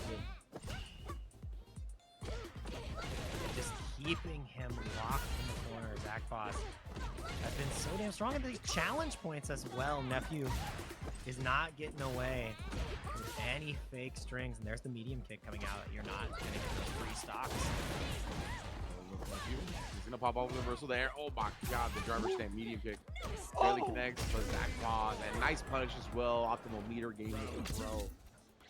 Yeah, I love Zach Boss using the Coke and the fireball and then not fully committing to pressure afterwards.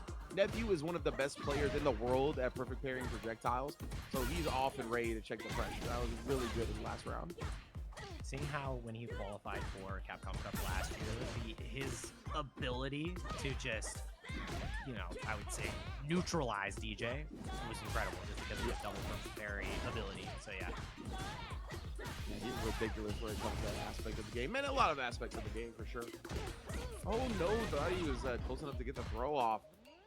Zach Boss is going to be able to get back mid-screen for a little bit. Didn't leave that one. Nephew committing to the jump and catches the fireball. Oh, man. That's huge. Very cheap round to win as well. You get, the thing is now, Nephew can steamroll this. He gets one great counter hit, and we're off to the races.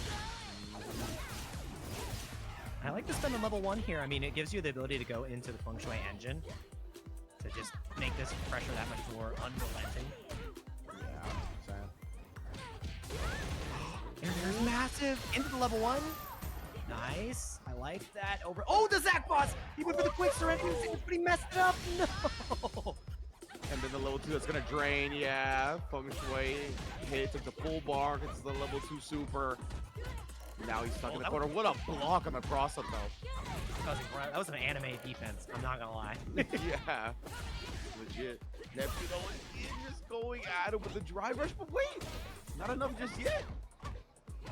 We're gonna get his drive back as well. Jump back. He knows he has to stay away. He can't afford, but the trade. No.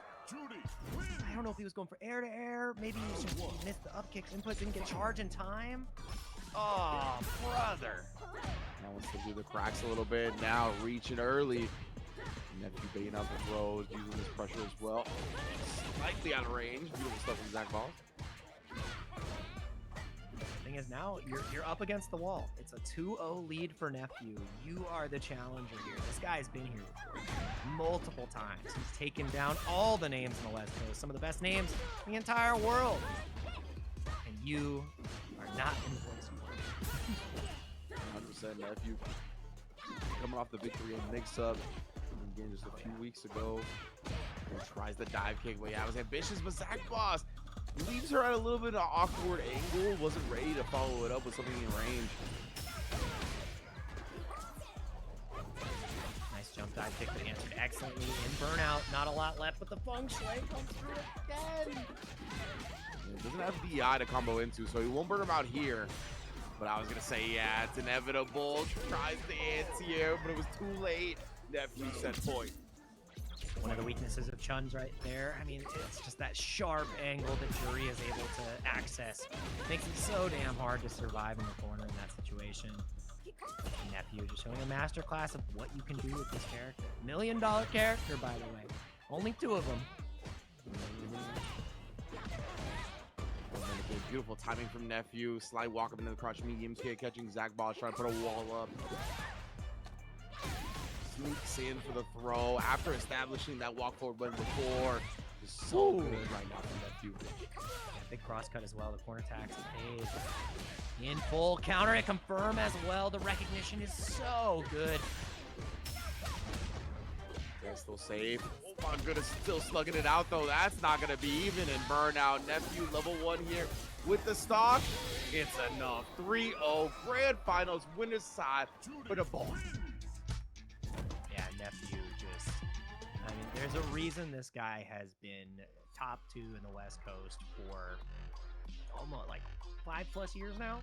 He's so good. Ever since he got here, he has been a threat. Whether it be the call-in, whether it be now the jury, like, he's not going anywhere. And I mean, the only place he is going today is grand finals. And he, it's who's going to be the worthy challenger now. It's right. We've got Chris CCH still in the bracket. Filipino man. Yeah. And Noah the Filipino man. Prodigy, right? And Noah the Prodigy's out. Remember, he lost to he got knocked out by a Filipino man. Oh, that's right. Yeah, 3-2. That's right. So he has Filipino man and Chris in loser semifinals. That's right. Yeah. Okay. So Okay, gotcha. Yeah, so it's a potential who from Seattle is going to try to go after Nephew, or is Filipino man going to defend the West Coast? That is 2 Seattle, 2 West Coast. That's 2 California. That's what's left right now. Yeah, 2 Seattle, 1 SoCal, 1 Silicon Valley type beat. You know what I'm saying? Chris CCH versus Filipino man. Gonna be loser semifinals here. All these players are earning a good amount of points, but as we talked about, it's your 3 highest placing results that determine where you are seated in the regional final. So always trying to get the highest placing possible. Ooh. Also, I want to highlight the move where he was not able to use in the Nephew set, burned up. First interaction in this set, immediate burn up. And it was blood. He said, "I'm spacing it right. I swear, it's just jury." Seems that way, Chris. Oh my, yeah, Filipino man. He was like, "Nah, son, I am not letting you burn knuckle at me like that again." Yeah, these are 2 players that play quite often, so you're gonna get to see some pretty fun. Calm down, gentlemen. Dude, they are Both of them are reckless at the moment. It feels like. It's personal. This matchup is personal. It's like, how dare you? How dare you play like a scrub? You're the scrub. I'm not a scrub. Like, this is there are sometimes you can see the emotions of the players as they're going at it. These 2 are absolutely scrapping right now. This is aggression. Chris looks like he's from SoCal with this. He is RTSD in this set. Absolutely. It's I blame Dan. Danny's turned us in. Oh my God! No one to blame but yourself. More than enough extensions. Even in burnout, Terry a saucy guy. Get him on Hallwood for a 1-0. Thank you for that. That was good. I'm glad that blessed my ears today. There's sometimes when it's crazy you didn't know you needed to hear to brighten up your life. Burn up after the throw tech. Ben's gonna throw tech sending you so far in this game. Definitely a good burn knuckle spacing. Yeah, neutral jump becomes that much more threatening though, so you gotta be so careful. Big catch, hot Chris trying to press again. Dude, it does not seem close. All these rounds are just either Filipino man or Chris CCH absolutely bodying each other. It's like not close. Yeah, we are not swinging for contact. We are swinging to send it out of the ballpark in this match so far. Only big hits. Straight up. Nice back dash. Able to punish the throw attempt off of it as well. Filipino man, your drive game is all gone. He risked the tap berry. Now he's found himself getting crack shot, but not for long. Oh, wait, right back at it. It is a crack shoot. We are straight back into the mix. Oh my God, the micro step right there. The movement is huge. Into the corner we go. DI is massive, but the buffer is finally there. Yeah, he didn't have much time left with Filipino man's burnout rise, so he tried it. Filipino man ready. Oh, nuffed. Oh my God. No, the big whip. The Zanshu sounded a little bit incorrectly, and I am not okay. Thanks for asking anyways, though, Chris. Bastawu, are you okay? Tried to catch him. Checking the drive rush with that driver fireball. Oh, man. The big double swing. Oh no, a little bit too plus. It's a huge punish counter and the counter hit as well. Gosh, that's a ton of drive gauge, but it doesn't matter. Chris, he might be able to cash it all out with the level 2. Bang, bang, and a little bit extra up the top. Terry. Yeah, Luke doesn't do a lot of damage. Terry does a lot of damage. You picked the wrong blind. The level 2 drive rush plus another bar drain, like that does so much damage. It's ridiculous. You literally have to like reflect and go like, I died. Maybe I shouldn't have made that decision. Oh. Overhead. Yeah, you know, we come from tag games, you know, so that's kind of where we go back to when we die like that. You know, I shouldn't have gotten into the situation. Why would I even be there? He pressed 5. I'm looking stupid. Yeah, 2 meters. Look, you're dead. Oh my god. But then, oh, he's gonna rip again. Filipino man's in burn down now. He does have a bar. Oh my goodness, he's gonna be level 1 and he was gonna get chipped out by that too. So good stuff from Filipino man. Yeah, Buffer was there. Once again. I'm a little surprised Chris didn't go with OD Fireball to beat the level 1, right? But that might have not done enough chip. I don't know. He's a Terry player. I'm not. Oh, dude, I love the wall bounce. If that was a friend, it would have been incredible, but I know it wasn't. The quick turn. Yeah. Tap parry not working out. You gotta get the directions correct. We are scrapping. Bro, the APM on Filipino man Chun-Li. I've never seen Chun-Li take so many actions. Yeah, he's playing all Chun, all mid right now. This is great. Shit. Every last hit, he's getting the gold. Crouch medium punch, a little bit too represented. Game on the board here for Filipino man. Him and his Yongle. Still don't know what that is. Apparently it's a civilization reference. Oh, okay, gotcha. Him and a boy in his Yongle. Oh, he tried to bait, yeah. Oh, caught the startup of the overhead off of the Serenity's hand. The rising tackle. Takes us to that point. Without using super meter too. So why don't I play Terry? Why don't we play Terry? Yeah, that's the character. He's real good. He's got a cool hat. He's blonde. He throws fire. Like that's enough. Oh, and that's enough drive rush. Check again. Chris has been surgical. Parry on it. Do you go for it again? No, he's trying to find a way. Maybe he's trying to cling to the wall to escape. No, he gets out. Free of charge. We saw that so many times, but Chris is the one that finds it here. And of course, this is what we already talked about. No chance at life when Terry's got that many resources loaded. 3-1. Chris CCH is going to be in our losers final. Our geyser just does so much damage, and like you said, it's literally like we know tag games. So when we see that, we equate that to the guy who posted on Twitter. It's like, yeah, look at my 7-bar TOD. Like, of course he's dead. We know. Like, we're not surprised. Like, Yeah, 100% how it be. And like when you like come from that type of background, you know what I mean? That's where it all comes back to, right? Like, it's like, okay, if I know that I'm gonna die in these hits, like, you just try to never get hit in those scenarios. That's why I always talk about, like, I remember back in the day, a lot of people would be like, Marvel 3 players had no neutral. And I'm like, bro, we have the most neutral because we die if we lose one neutral interaction, right? So that's something to always keep in mind when watching these games. It's a lot of the fighting games now are very high damaging, right? You don't get a lot of chances at playing in the round. So yeah, man, your neutral becomes more and more important. Your decisions got to be more and more correct because you get less and less chances. That's one of the most valuable fighting game lessons you can ever learn. Is the best way to avoid a messed up situation is to don't end up there in the first place. Yeah. How do I block? How do I block level 2? Why are you there?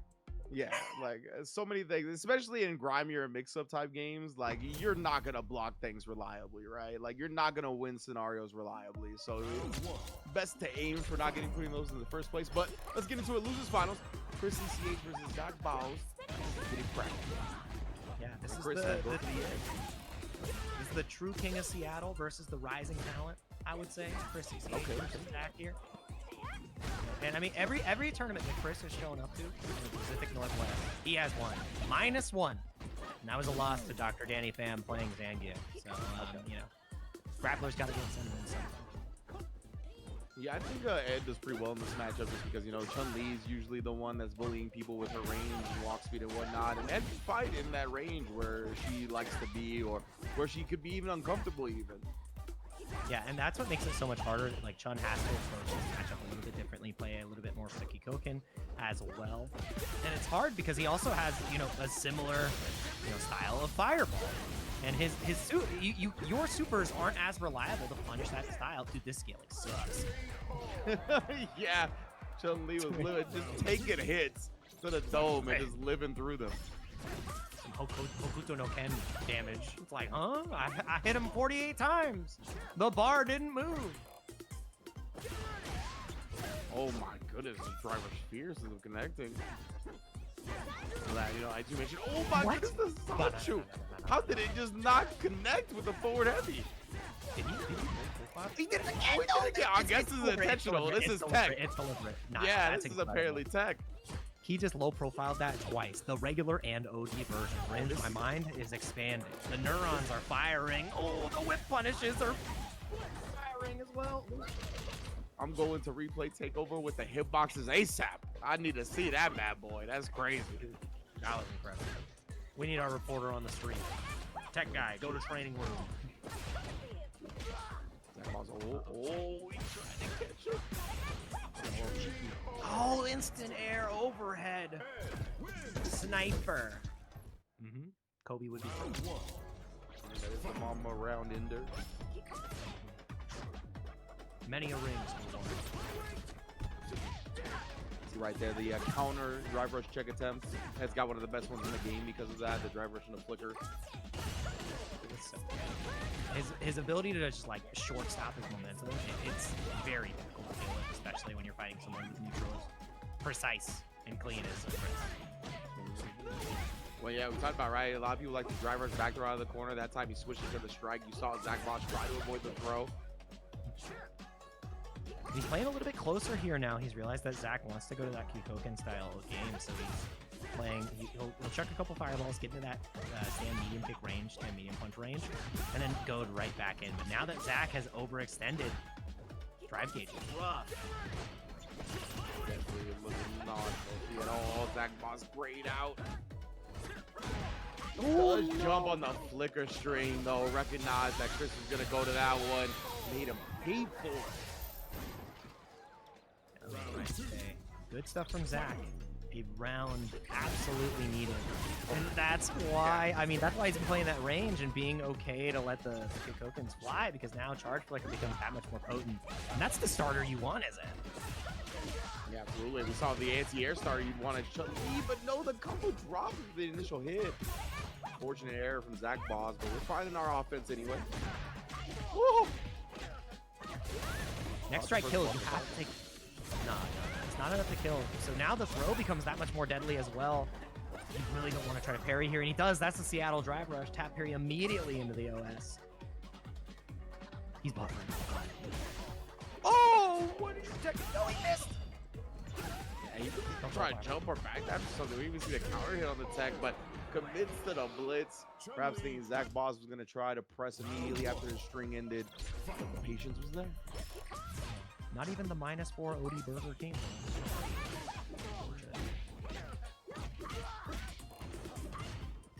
Overhead immediately block, and man, just reverse across medium punch. Checking to see if Zach Boss was walking back, and that is what he was doing. Trying to create that space, and it's so hard against Ed. Oh yeah. Oh, tried to parry. Thought Zach Boss would come in with a jumping button. Never seen the flicker whiff. Ended up throwing him with a big punish. And getting the block on the overhead. This time having the parry already locked and loaded. You can see just trying so hard to gain space while protecting himself, protecting those toes. Slowly but surely, these players are not looking to overextend. Zach Boss got the lead, but we see Chris. He hasn't been panicky. He hasn't been overextending really at all when he's had a deficit. Yeah, and this is one of the longer sets. It's super grindy between these two. 37 seconds left on the clock here. And love this. we're going the distance.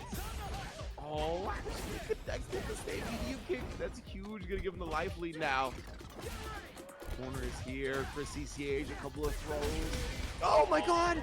Dude, that was such a tricky feint. He went for the tap fireball.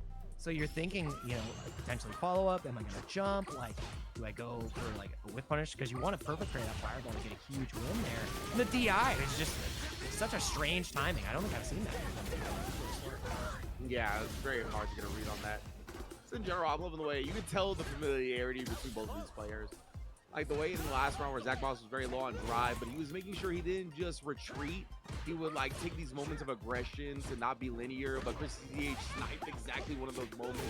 All these players is very familiar with each other. Big counter hit from that. Well, Chris with the level 2 is going to be huge in the scaling here.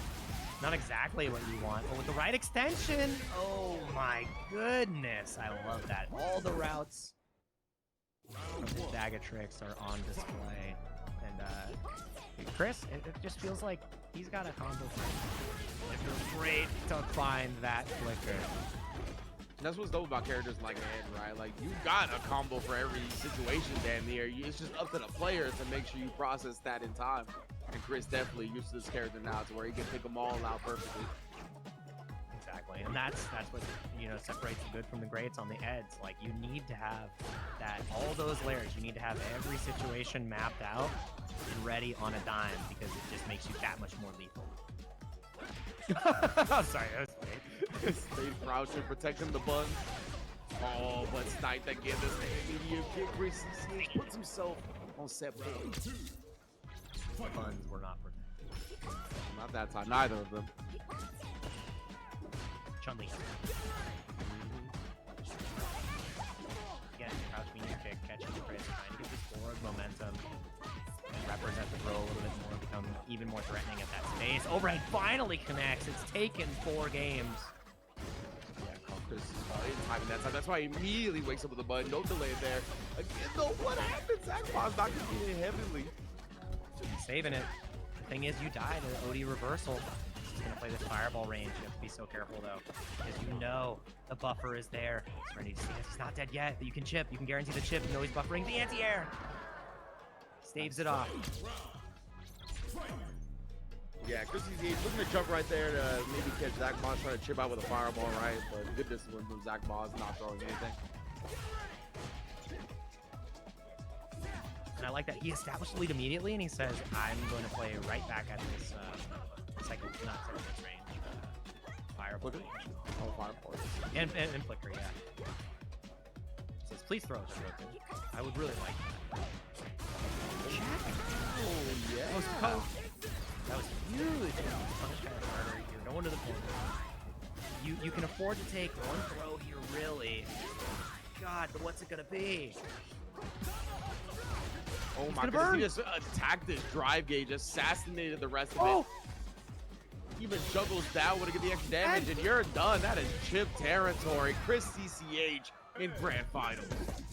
Dude, Chris saw the through line. He immediately diagnosed that once burnout was accessed, he had the super chip kill. So good from Chris, and that's what we said. It's not only the combos, it's those particular kill situations where Zach didn't even realize he was flipping the coin at that point. He did not realize that it was his time to act, and Chris, he took his moment. Like, he didn't want to go to a 2-2 position. He did not want to be cornered into a 1-1, and he took matters into his own hands. So great stuff.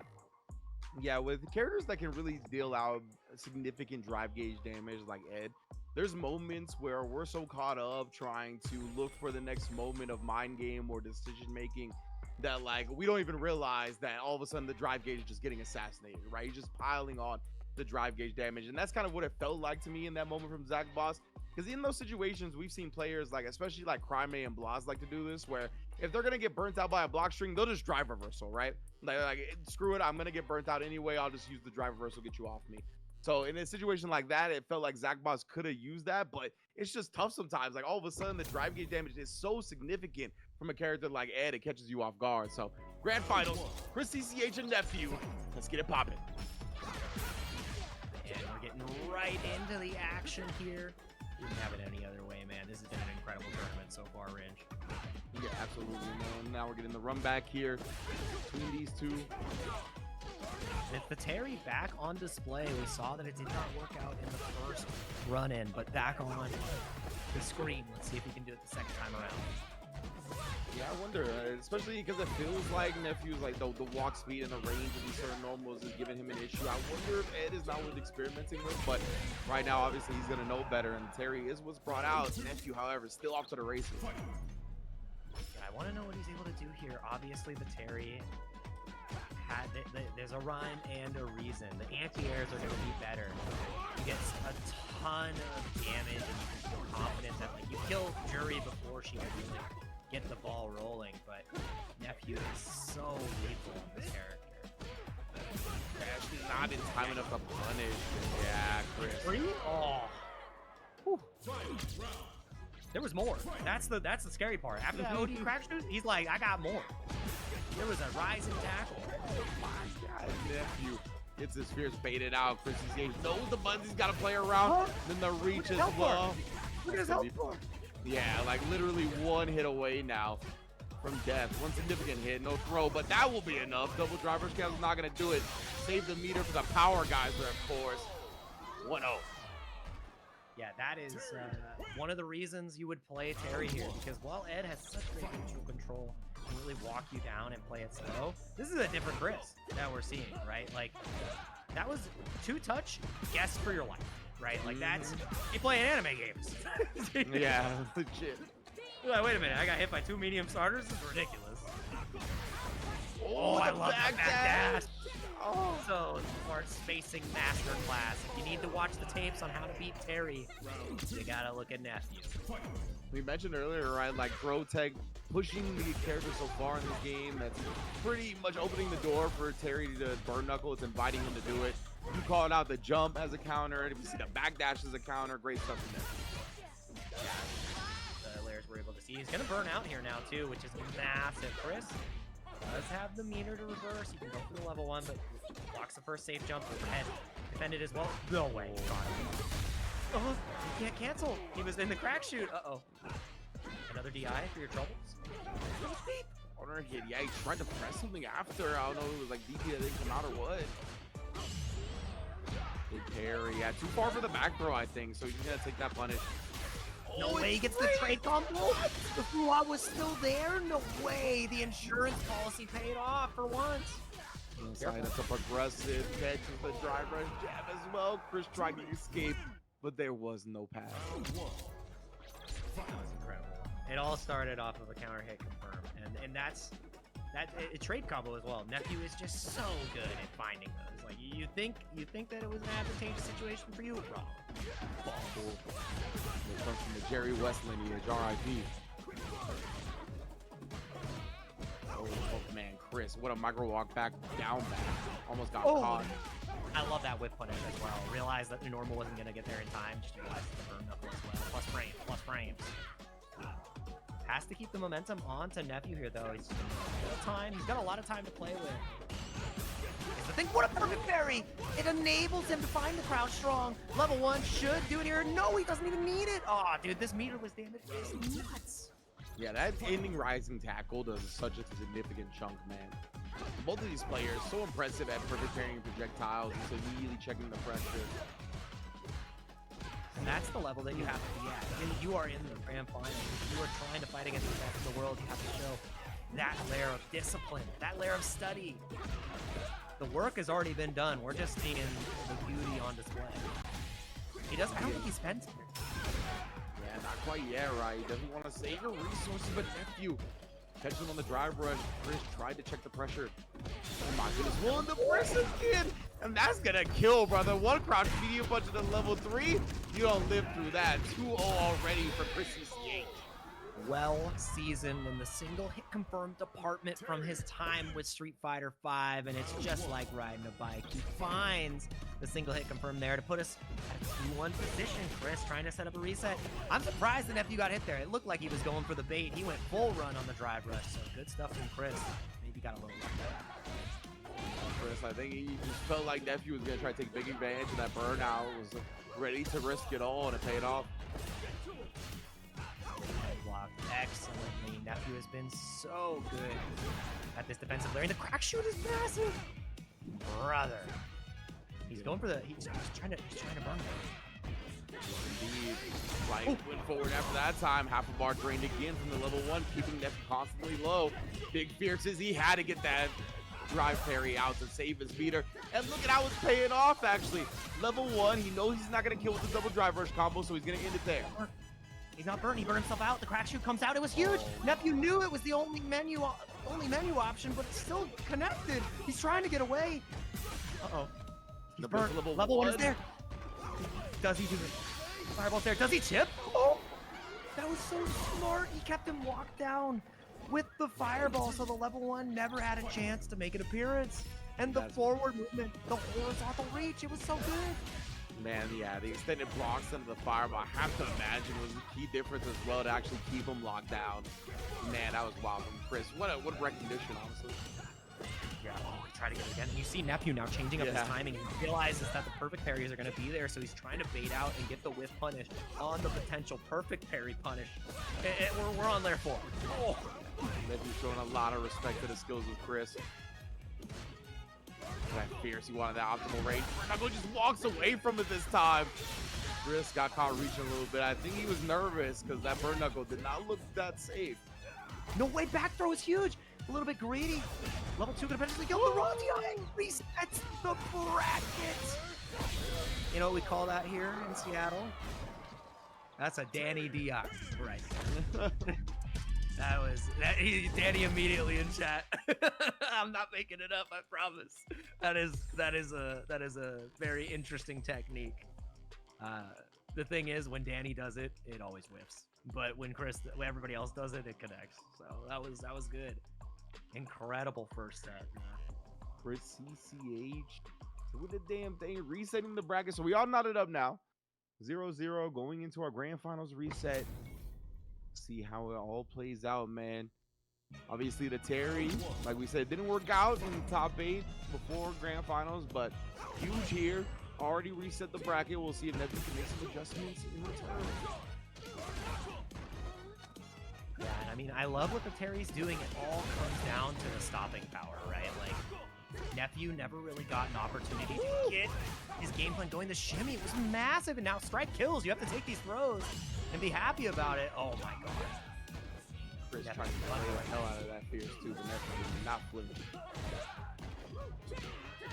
Oh, speaking of delays, Nephew, beautiful timing on that stay media punch. Already back on the other corner. Oh, scary. Maybe get from that distance. Oh, not enough to kill.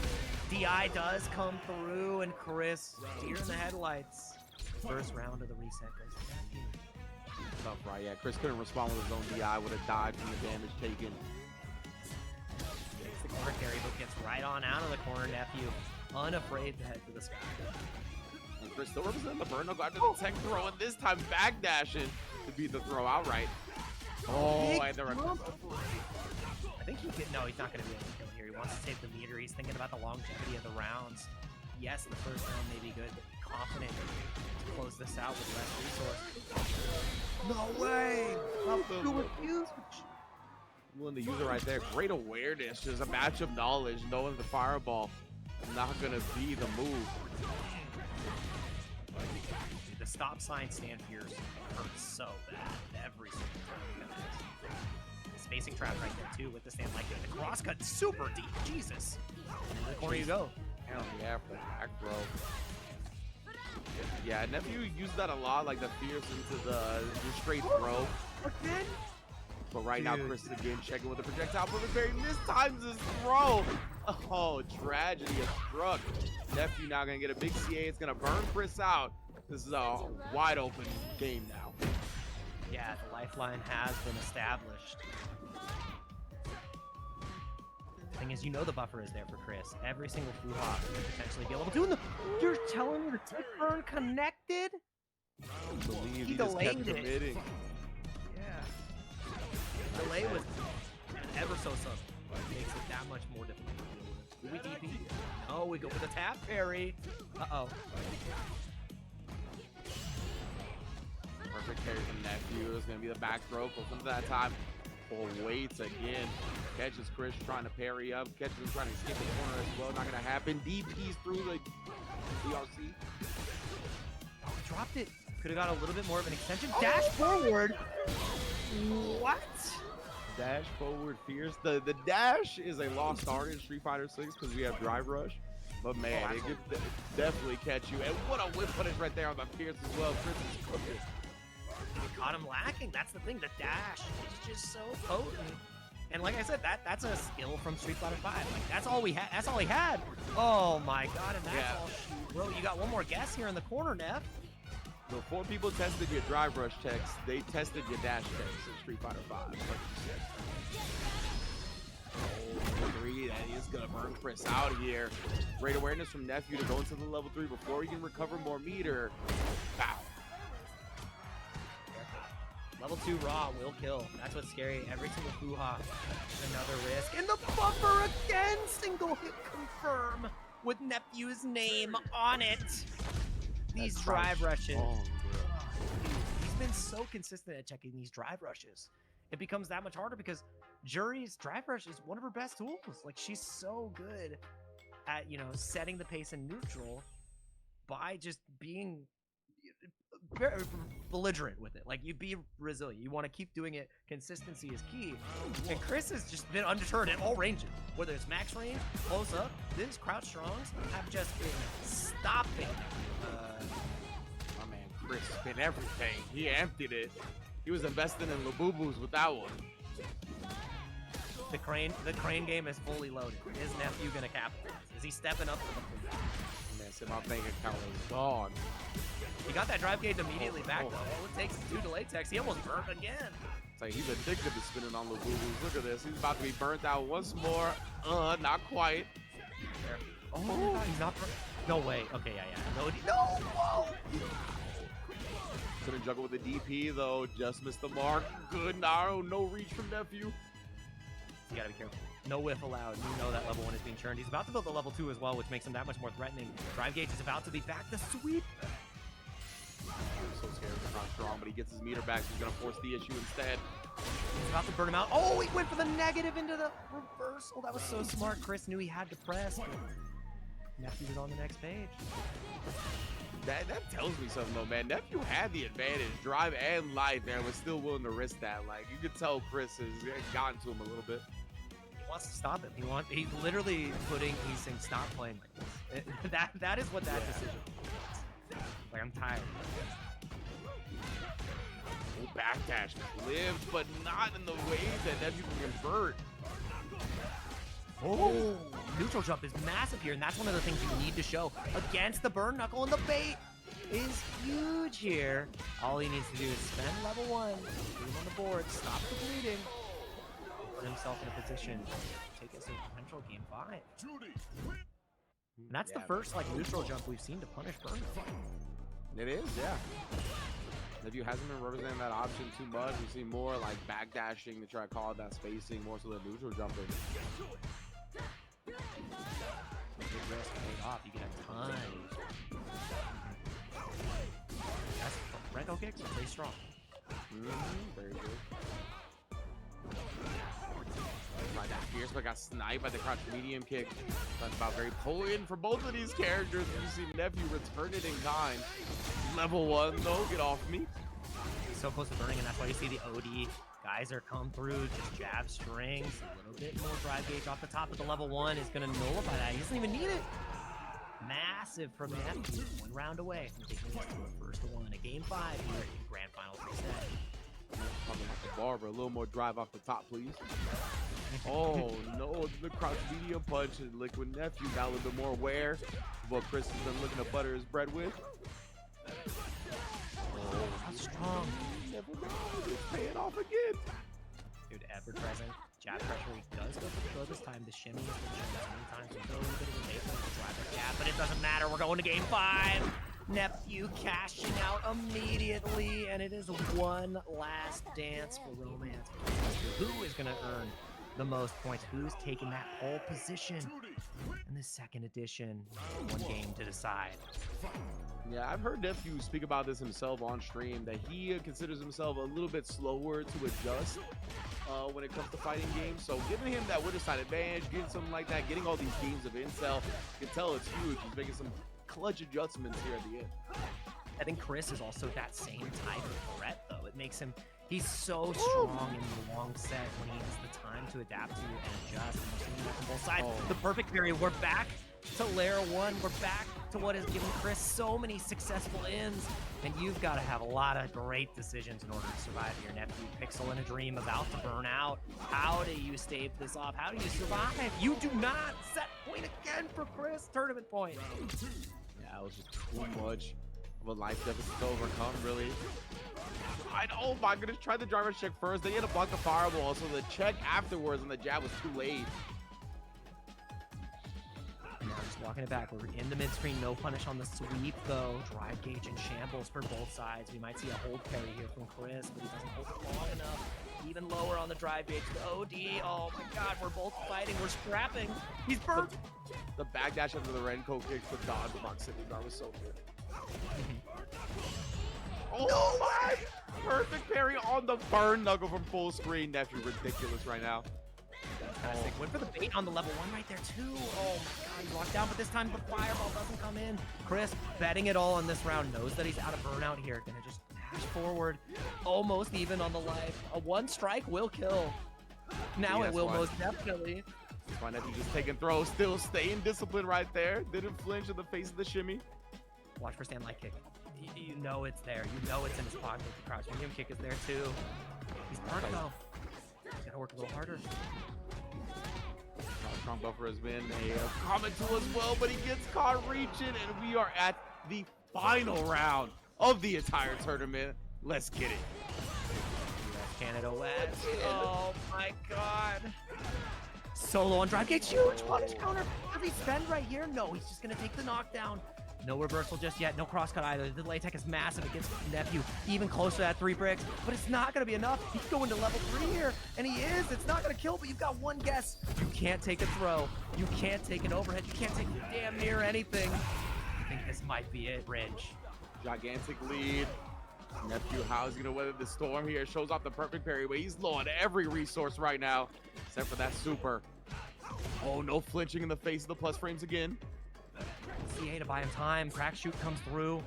No minus into DP. The backdash to give him space, and crack shoot there again. Every single one is a potential DP behind. Chris doesn't have to force an error. A lot of time the crack shoot comes in a perfect to close out the event. Chris, CCH may have fallen once to Nephew, but you can't trick him twice. You can't keep him down. That is Chris back on top of things.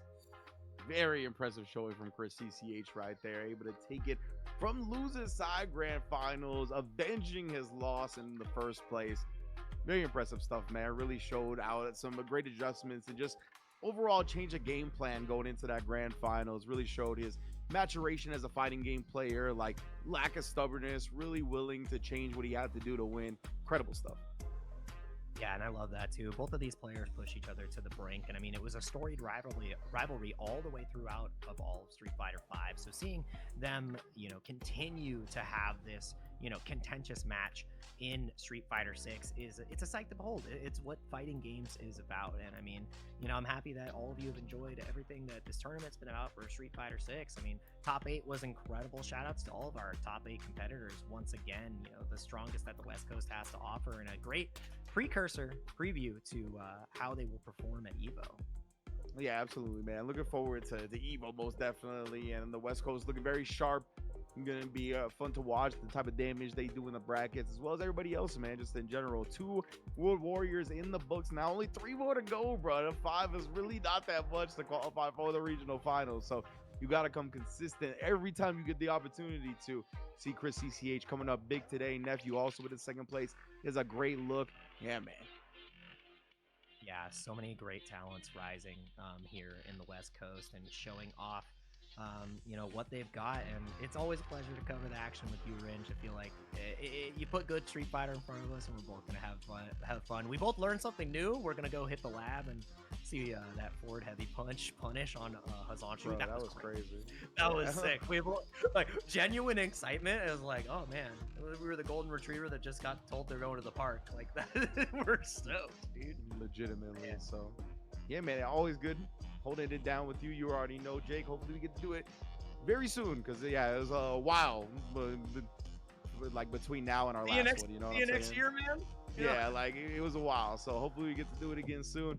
Thank you everybody at home for joining us as well in the World Warrior. Thank you to Level Up Live, Vi, and the whole crew for holding it down. Thank you to the players, everybody that contributed to the Matcherino. Thanks to Zenny as well. Big shout out to Zenny, always holding us down here on Level Up Live as well. So till next time, y'all, be good to yourselves, be good to each other, and we'll see you soon.